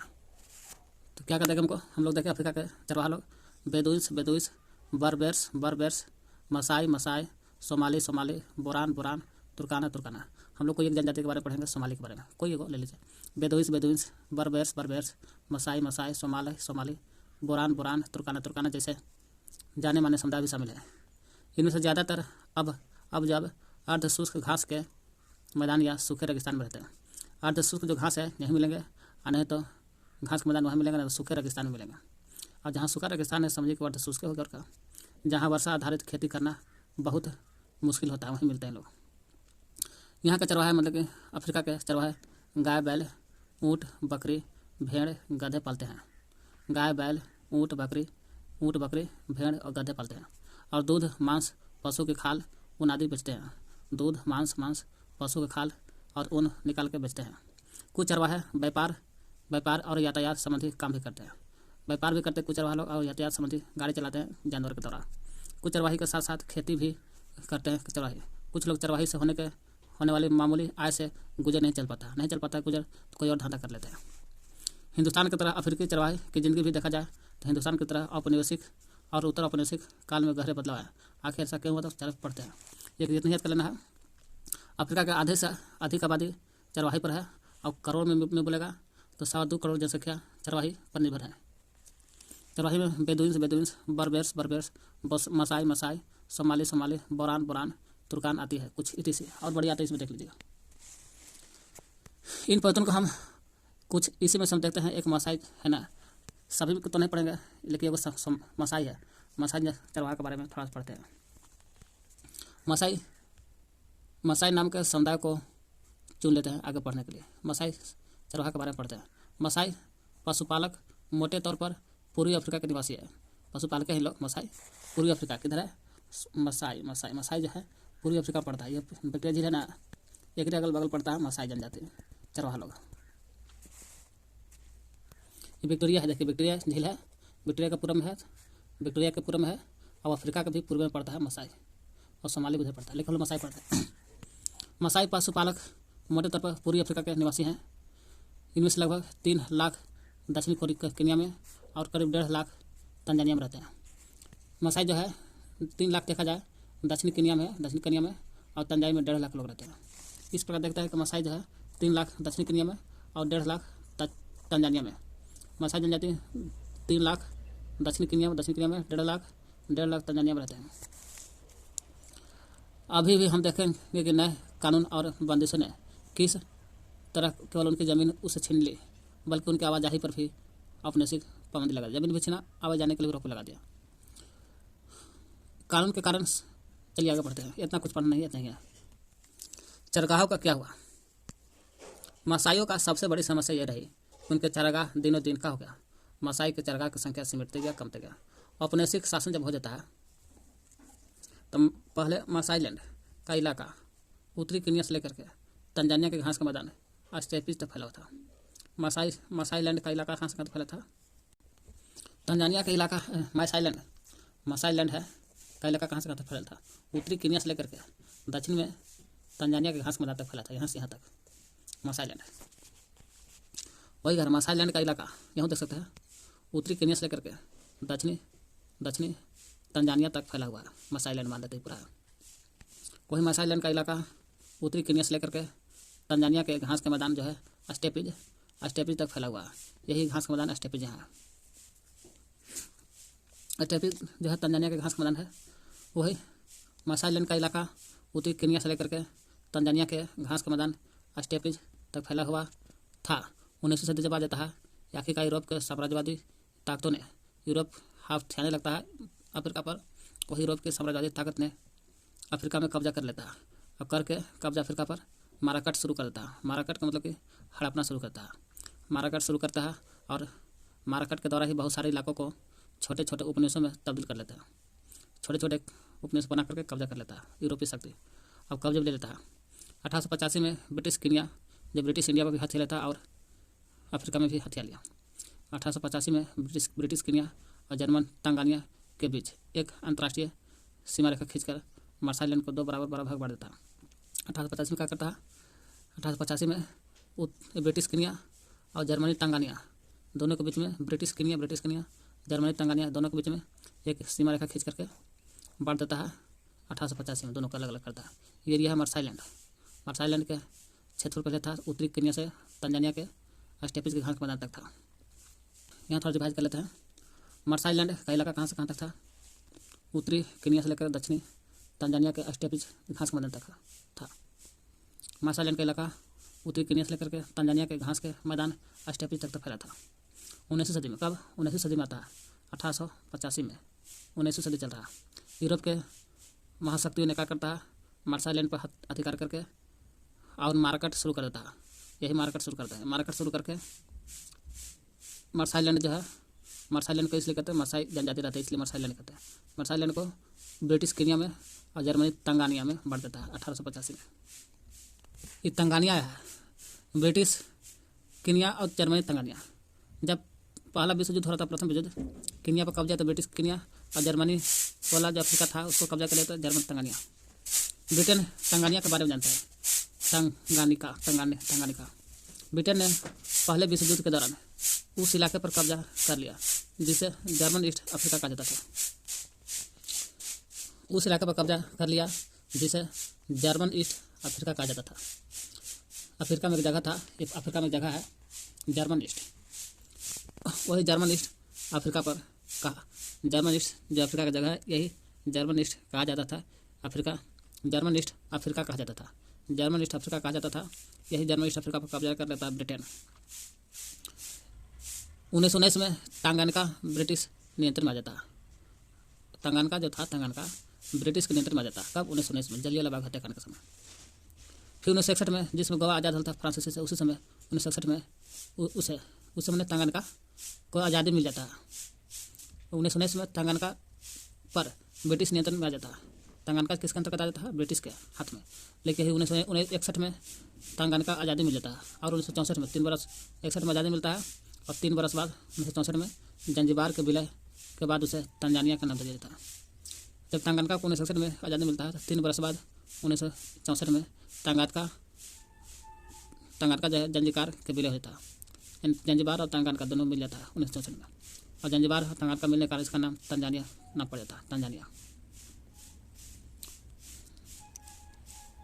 क्या देखें, ब्रिटेन ने पहले विश्व युद्ध के दौरान कौन सा इलाका कब्जा किया था, जर्मन ईस्ट अफ्रीका को कब्जा कर लिया था, उसी को कब्जा कर लिया था प्रथम विश्व युद्ध में। 1900 जर्मनी ईस्ट अफ्रीका कहा जाता है, उसी पर कब्जा कर लेता। 1919 में क्या करता ब्रिटेन, तंगानिका को अब ब्रिटिश नियंत्रण में ला देता और 1961 में तंगानिका आज़ाद हो जाता। आज़ाद होने के बाद 3 वर्ष बाद 1964 में जंजीबार को मिला जाता है। तंगानिका जंजीबार मिलता है 1964 में मिल जाता है। तो अब इसका नया नाम तंजानिया का नया नाम दे दिया जाता है, तंजानिया। यही होगा तंगानिका के बारे में। तो क्या कहते हैं हम लोग, पूरा मार्शालैंड है, उत्तरी कीनिया तंजानिया के स्टेपिस घास यहाँ पर है, यहाँ से फैला है। ब्रिटिश जब आता है 1885 में तो ब्रिटिश कीनिया उत्तर में है और जर्मन तंगानिया नीचे में, दोनों को बंटवारा कर देता है मार्शालैंड को 1885 में एक सीमा रेखा खींच करके। बोलता है ब्रिटिश कीनिया ऊपर अलग रहो और जर्मन तंगानिया अलग रहेगा। फिर बाद के सालों में सरकार ने गोरे को बसाने के लिए, गोरे मतलब अंग्रेज लोग को बसाने के लिए सरकार ने, अंग्रेजों ने क्या किया, वही सरकार अंग्रेज वही था, बेहतरीन चरगाह को अपने कब्जे में लिया। बेहतरीन कब्जा चरगाह था, उसको अपने कब्जे में लिया ताकि यहाँ लोग गोरे आदमी को बसा जाएगा। मसाई को दक्षिण कीनिया और उत्तरी तंजानिया के छोटे से इलाके में समेट दिया। मसाई जो था, मसाई इलाका जहाँ मसाई चरवाहा रहते थे, उत्तरी कीनिया और दक्षिणी कीनिया में बांट दिया। उत्तरी तंजानिया और दक्षिणी तंजानिया बांट दिया। मसाई को दक्षिण कीनिया उत्तरी तंजानिया के छोटे छोटे इलाके में समेट दिया। मसाई को दक्षिण कीनिया और उत्तरी तंजानिया इस इलाका में बांट दिया, ठीक ना। दक्षिण कीनिया और उत्तरी तंजानिया के बीच में बांट दिया मसाई को, छोटे छोटे इलाका में बांट दिया, ठीक ना। औपनिवेशिक शासन से पहले मसाइयों के पास जितनी ज़मीन थी उसका लगभग 60% हिस्सा छीन लिया गया। कहने का मतलब छीन लिया गया, 60% हिस्सा छीन लिया। मसाइयों के पास पहले से ज़मीन था, मान लेते हैं 100%, तो 100% में 60% छीन लिया अंग्रेजी सरकार, 60% ज़मीन छीना गया मसाइयों से, बस इतना ही। अब बाकी लोगों को कैद करके सूखे इलाके में भेज देते हैं जहाँ हरे भरे घास कुछ नहीं होता था। तो है ना, तो फिर चरगाह कैसे करेगा। सवाल उठेगा, मसाई को अंग्रेजों ने किस भाग में बांटा, 2 भाग में। एगो उत्तरी केन्या और दक्षिणी तंजानिया। उत्तरी केन्या और दक्षिणी केन्या दोनों बढ़ जाता है, और इधर भी दक्षिणी तंजानिया में उत्तरी तंजानिया और दक्षिणी तंजानिया में बढ़ जाता है।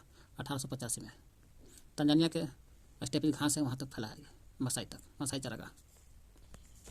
बहुत सारे चरगाह को शिकार बना देगा, शिकारगाह बना कर रख दिया, चरगाह से शिकारगाह बना कर रख दिया। केन्या में चाहे उत्तर या दक्षिण केन्या उससे मतलब नहीं है। केन्या में मसाई लोग रहते थे ना, अरे भाई केन्या में मसाई लोग न रहते थे, और तंजानिया में मसाई लोग, वही केन्या है तो केन्या में मसाई मारा सामरू नेशनल पार्क, केन्या में मसाई और मारा और सामरू नेशनल पार्क, मसाई मारा सामरू नेशनल पार्क केन्या में, जो इस सब शिकारगाह के नाम है, ठीक ना। तंजानिया में सोरगेंटी पार्क जैसे शिकारगाह इसी तरह से अस्तित्व में आ गए थे। केन्या में बनाया था क्या, मसाई मारा सुम्बारू नेशनल पार्क, और केन्या में बनाया गया था मसाई लोग रहते थे, मसाई के नाम पर मारा सामरू नेशनल पार्क। और तंजानिया में सेरेगेंटी पार्क जो शिकारगाह सब है। केन्या में मसाई मारा सामरू नेशनल पार्क है, और तंजानिया में सेरेगेंटी पार्क है जैसे शिकारगाह, सब शिकारगाह है, चाहे केन्या में मसाई वाला मारा सामरू नेशनल पार्क है या तंजानिया में सेरेगेंटी पार्क है, दोनों शिकारगाह है, ठीक ना। जैसे शिकारगाह इसी तरह इस्तेमाल है इन आरक्षित जंगल में, इस आरक्षित जंगल है ना, सेरेगेंटी पार्क या मारा सामरू नेशनल पार्क, ये सब क्या है, आरक्षित जंगल है। आरक्षित जंगल में चराहो का आना माना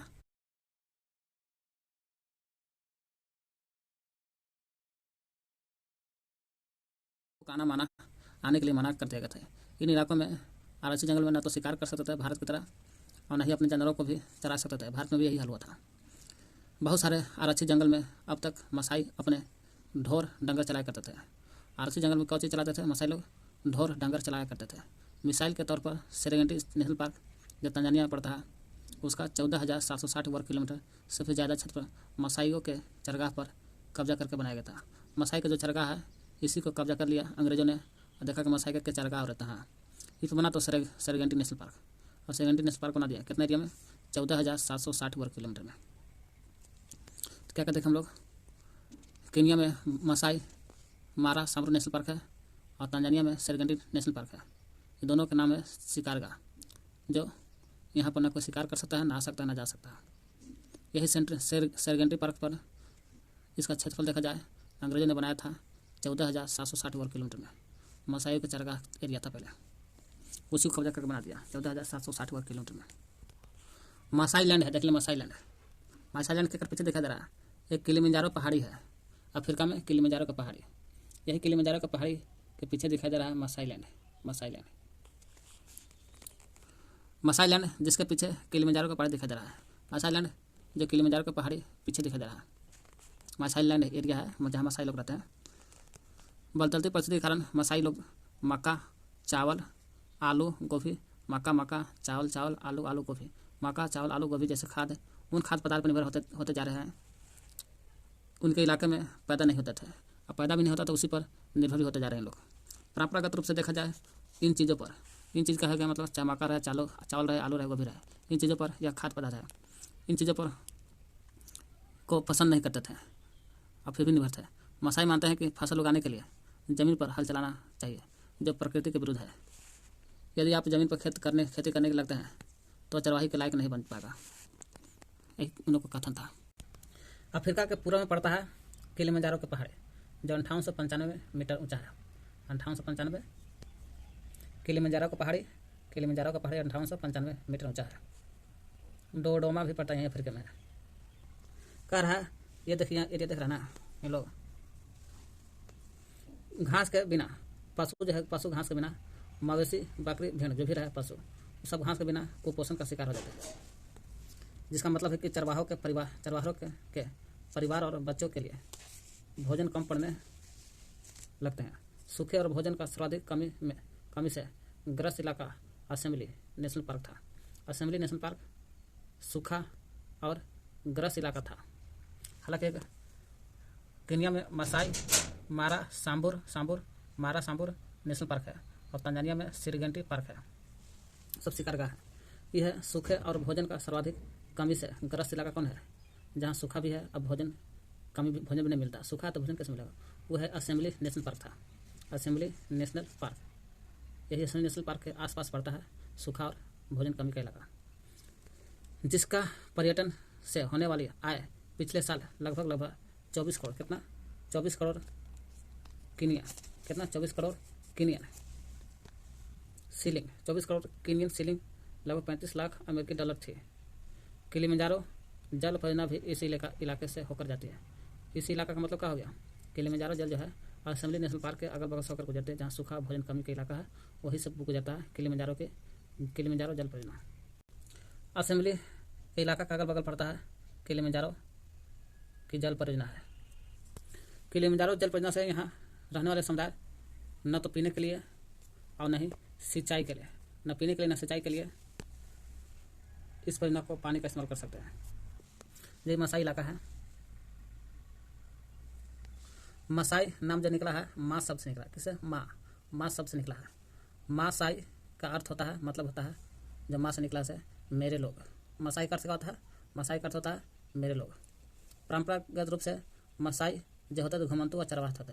मसाई देखे घुमंतु है, चरवाह लोग होते थे जो अपनी आजीविका के लिए दूध और मांस पालते थे, दूध और बेचते थे, मांस खा के जीते थे लोग। उच्च तापमान और कम वर्षा के कारण, तापमान बहुत ज़्यादा थे यहाँ, वर्षा बहुत कम होता था। तापमान ज़्यादा वर्षा कम होता था। उच्च तापमान और कम वर्षा के कारण यहाँ शुष्क धूल भरे और बेहद गर्म हालात रहते थे। अर्ध शुष्क विस्तृत रेखा से गुजरता है अफ्रीका ना, वही विस्तृत इलाके में सूखे की हालत सामान्य था। ऐसे समय बहुत सारे जानवर मर भी जाते थे जब सूखा इलाका रहता था। अफ्रीका के अन्य जगह पर भी चरवाहे के इसी तरह मुश्किल का सामना करना पड़ता था। दक्षिण पश्चिमी अफ्रीका में स्थित नामीबिया, ये देखिए नामीबिया मरुस्थल है, दक्षिण में भी है और पश्चिम में भी थोड़ा सा है। फिर में देख लीजिए नामीबिया है, अफ्रीका है, अफ्रीका का दक्षिण में भी है और पश्चिम में भी है नामीबिया इलाका। वही दक्षिण पश्चिमी अफ्रीका में स्थित है नामीबिया। नामीबिया के चरगाह का नाम काओकोलैंड चरवाहा है। नामीबिया में है काओकोलैंड चरवाहा, यही काओकोलैंड चरवाहा पड़ता है नामीबिया में। तो नामीबिया के काओकोलैंड चरवाहा परंपरागत रूप से काओकोलैंड चरवाहा होने के कारण काओकोलैंड एक जगह भी है। उसी काओकोलैंड के पास में एक और स्थित है ओवाम्बो लैंड, कि भी जाते रहते थे। पूछा गया से नामीबिया के चरवाहा का नाम काओकोलैंड चरवाहा है। यही काओकोलैंड चरवाहा काओकोलैंड से और ओवाम्बो लैंड के बीच में घूमते घूमते आते जाते रहते थे। अब जब बाजार होता था इनके आसपास के में बाजार जो होता जानवर के खाल, गोश्त, अन्य वस्तु बेचकर अपना रोजी रोटी चलाते थे। लेकिन नई भौगोलिक सीमाओं ने दूर इलाके में इनके आने जाने की पाबंदी लगा दिया था।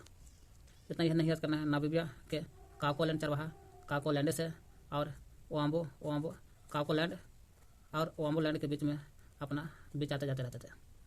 1949 की बात है।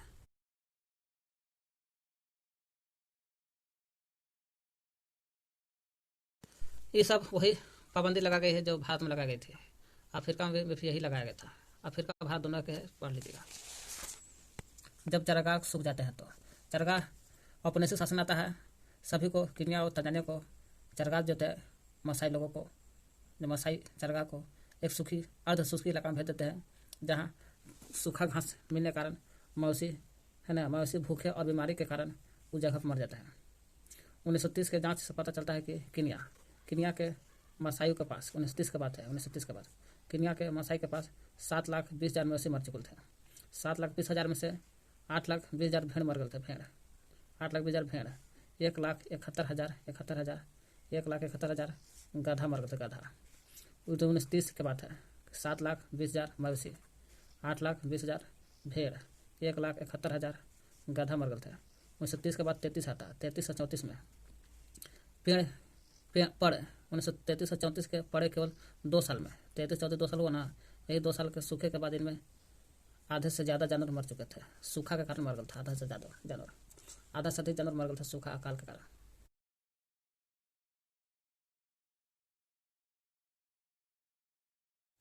सब पर एक जैसा असर नहीं पड़ा था मसाई लैंड के मसाई लोगों को। क्यों? औपनिवेशिक काल में अफ्रीका के बाकी स्थानों की तरह मार्शल आइलैंड में भी, है ना, बाकी स्थान जो था अफ्रीका के, उसी की तरह मार्शल आइलैंड में भी बदलाव से सारे चरवाहों पर एक जैसा असर नहीं पड़ा। क्यों नहीं पड़ा? जहाँ कब्जा कर लगा वहाँ असर ज़्यादा पड़ा, जहाँ ना कब्जा किया वहाँ कम असर पड़ा होगा। अपने उपनिवेश बनने, वही मार्शल आइलैंड जो उपनिवेश बनल था अंग्रेज के, वही उपनिवेश बनने से पहले मार्शल समाज 2 सामाजिक श्रेणी बनल था। जब अंग्रेज का उपनिवेश नहीं बनल था, उसके पहले का बात है कि मार्शल समाज 2 सामाजिक श्रेणी में बटा हुआ था। पहला वरिष्ठ जन, मार्शल समाज 2 श्रेणी में बढ़ गया था। वरिष्ठ जन जो कहते हैं एल्डर्स, वरिष्ठ जन में आता है एल्डर्स, और दूसरा जोधा में आता है वॉरियर्स। एल्डर्स वरिष्ठ जन में एल्डर्स जो था, एल्डर्स ये शासन चलाता था, और कोई मामला होता था इस समाज में, वरिष्ठ जन में एल्डर्स में जो मामला होता था उस समुदाय को विचार विमर्श करके सुलझा देता था। जोधा वॉरियर्स जो होता था, जोधा वॉरियर्स ये नौजवान इसमें ज़्यादा रहते थे, लड़ाई करते थे समुदाय के लिए, हिफाजत करते थे और अच्छा भी करते थे समुदाय के लिए। जोधा वॉरियर्स जो होते थे रक्षा लड़ाई तो करते करते थे, दूसरे के मौसी को छीन कर लाते थे, तभी जोधा कहलाते थे।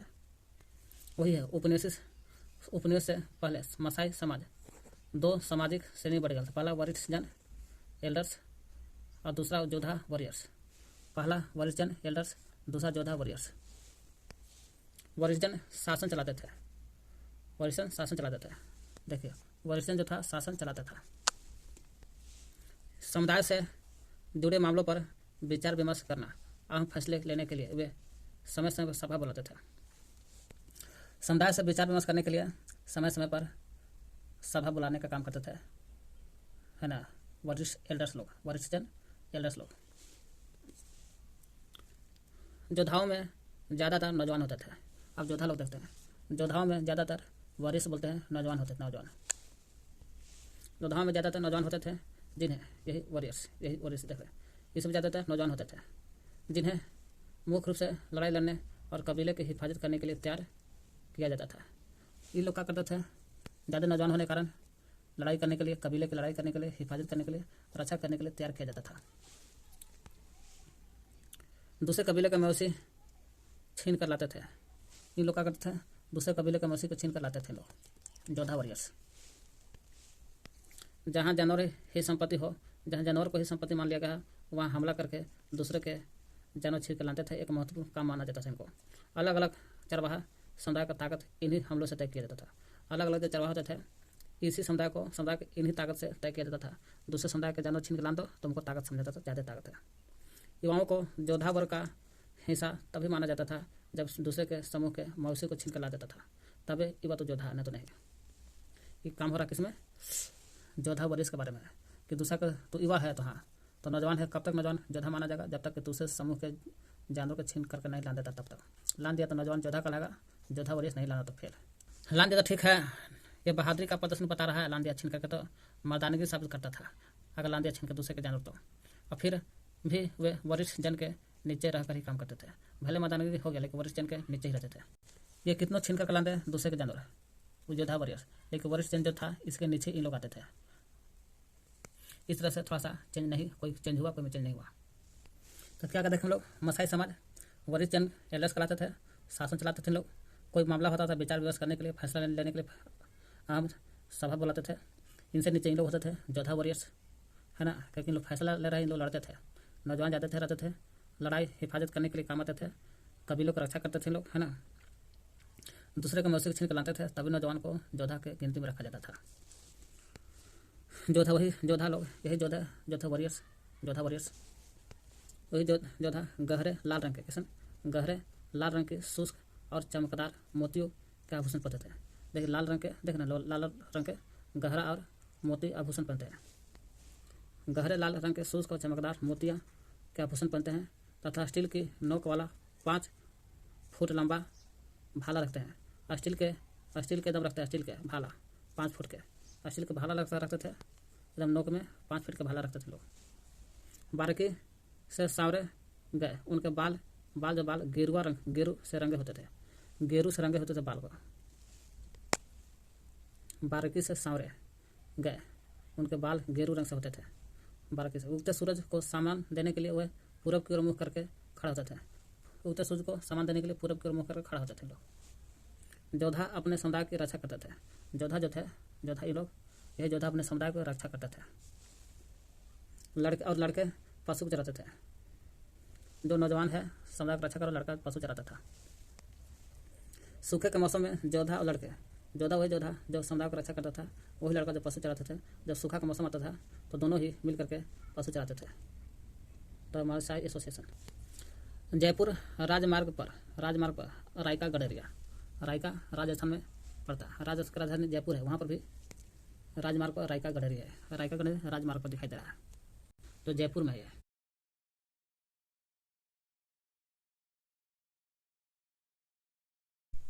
सरकार ने अपने कारिंदे के माध्यम से, किसके माध्यम से? कारिंदे के माध्यम से सीधे चरवाहों से कर ने टैक्स वसूलना कब आरंभ किया? कारिंदे के माध्यम से सीधे टैक्स लेना शुरू कर दिया, ठेकेदार को हटा दिया बीच में से। कब डायरेक्ट टैक्स लेना शुरू किया? 1880 में। 1850 से 80 के बीच में ठेकेदार का बोरी लग करके टैक्स लेता था, लेकिन 1880 में ठेकेदार को हटा दिया जाता है, सीधे टैक्स सरकार लेता था चरगाहों पर। सरकार ने अपने कारिंदे के माध्यम से सीधे चरवाहों से टैक्स मैंने कर वसूलना कब आरम्भ किया? तो 1880 से। ये गुलर चरवाहा कहाँ रहते थे? गुलर चरवाहा कहाँ रहता था? गुलर कुमायूं के इलाका में रहता था। सॉरी कुमायूं, गु से गुलर, गु से गढ़वाल और शिवालिक के इलाका में। गुलर या गुलजर जो भी कहेगा, गुजर भी कहेगा तो वही है। गुलर चरवाहा गढ़वाल, ग से गुलर, ग से गढ़वाल और शिवालिक के इलाके में रहता था। चरवाहों को किसके लिए कर देना पड़ता था? किसके लिए टैक्स देते थे चरवाहों को? तो चरने वाले प्रत्येक जानवर पर टैक्स देते थे, है ना। वो भी डायरेक्ट लेना शुरू कर दिया था कारिंदे के माध्यम से 1880 में। 1850-80 तक ठेकेदार के द्वारा टैक्स लिया जाता था। चरवाहों को किसके लिए टैक्स देना पड़ता था? तो चरने वाले प्रत्येक जानवर पर देते थे, और वे जिन घरों में रहते थे वो घर का भी टैक्स देना पड़ता था। जिनके पास जानवर की संख्या था उस संख्या पर भी दिया जाता था। ज़्यादा है तो ज़्यादा, एक प्रत्येक जानवर पर टैक्स दिया जाता था, और जानवर की संख्या पर भी दिया जाता था टैक्स। धार क्या होता है? धार ऊंचे पर्वत में चरगाह होता है। ऊंचा पर्वत पर जाएगा वहाँ चरगाह होता है, उसको कहते हैं। ऊंचे पर्वत में क्या रहता है? चरगाह, उसी को कहा जाता है धार। देश के विभिन्न हिस्सों में बंजर भूमि नियम कब से लागू होता था? तो बंजर भूमि जो नियम लागू था 19वीं सदी के मध्य में लागू था, जो प्रतिभूमि कहा जाता है। 19वीं सदी के मध्य में लागू था, मध्य में, बीच में। सर्दी में गुजर बकरवाल जो जम्मू कश्मीर में रहते हैं समुदाय के लोग कहाँ चले जाते थे सर्दी में? यहाँ दिखा रहा है शिवालिक के निचली पहाड़ी पर चले जाते थे। सर्दी में कहेगा तो शिवालिक की निचली पहाड़ी पर, और गर्मी में कहेगा तो कश्मीर की घाटी पर। निम्नलिखित में से कौन सी बात चरवाहों के जीवन पर नाटकीय प्रभाव नहीं डालता है? तो चरवाहों के जीवन पर क्या प्रभाव नहीं डालता है? नए कर लगाकर आमदनी में टैक्स बढ़ोतरी की आवश्यकता भी है। नया टैक्स लगा करके आय में, आमदनी में बढ़ोतरी लेना चाहता था सरकार, ये भी चरवाहों पर प्रभाव डालता है। चरवाहों का खेतों में रूपांतरण, सही बात है। चरगाह जो जमीन था उसको खेत में कन्वर्ट कर दिया, ये भी चरगाहों पर प्रभाव डालता है। वन कानून का अधिनियम 1878 में लगा था। कहाँ? भारत में लगा था वन कानून अधिनियम 1865 में, और अफ्रीका में लगा था 1878 में। ये सब प्रभाव डालता है, लेकिन विकासशील रोपण खेती पर नहीं, ये प्रभाव नहीं डालता है। रोपण खेती पर नहीं डालता प्रभाव। उत्तरी कानिया से तंजानिया के घास के मैदान को किस नाम से जानते हैं? मर्साई लैंड। उत्तरी कानिया ऊपर में है और तंजानिया नीचे है। वो दोनों एरिया को मर्साई लैंड घास कहते हैं, या मर्साई लैंड घास भी कहते हैं उनको, या स्टेपिज भी बोलता है, स्टेपिज घास। हिमालय के अधिकांश चरवाहा समुदाय में निम्नलिखित में कौन सी समानता पाई जाती है? हिमालय के अधिकांश चरवाहा कौन सी समानता पाई जाती है? हिमालय के बात है तो वे लोग मूल रूप से घुमंतु थे, सही बात है। घूम के सर्दियों के अनुसार, मौसम के अनुसार घुमंतु थे। वे लोग चक्र रूप से स्थान बदलते रहते थे। तो हाँ बात, चक्र रूप से मतलब क्या है? फिर ऊपर जाते थे, फिर नीचे आते थे, ठंडा में नीचे और गर्मी में ऊपर। तो ये चक्र रूप से स्थान में परिवर्तन करते थे। वे लोग चरवाहे समुदाय के लोग थे। तो हाँ, चरवाहे समुदाय के लोग थे सभी। देखिए यहाँ पूछा है गुजर बकरवाल समुदाय के लोग गर्मी में कहाँ रहते? गर्मी में। तो गर्मी के दिन कहा तो कश्मीर में, और ठंडा के दिन कहा तो शिवालिक की पहाड़ी पर। बाकी किताब में देख लीजिएगा। अब देखते हैं एनसीईआरटी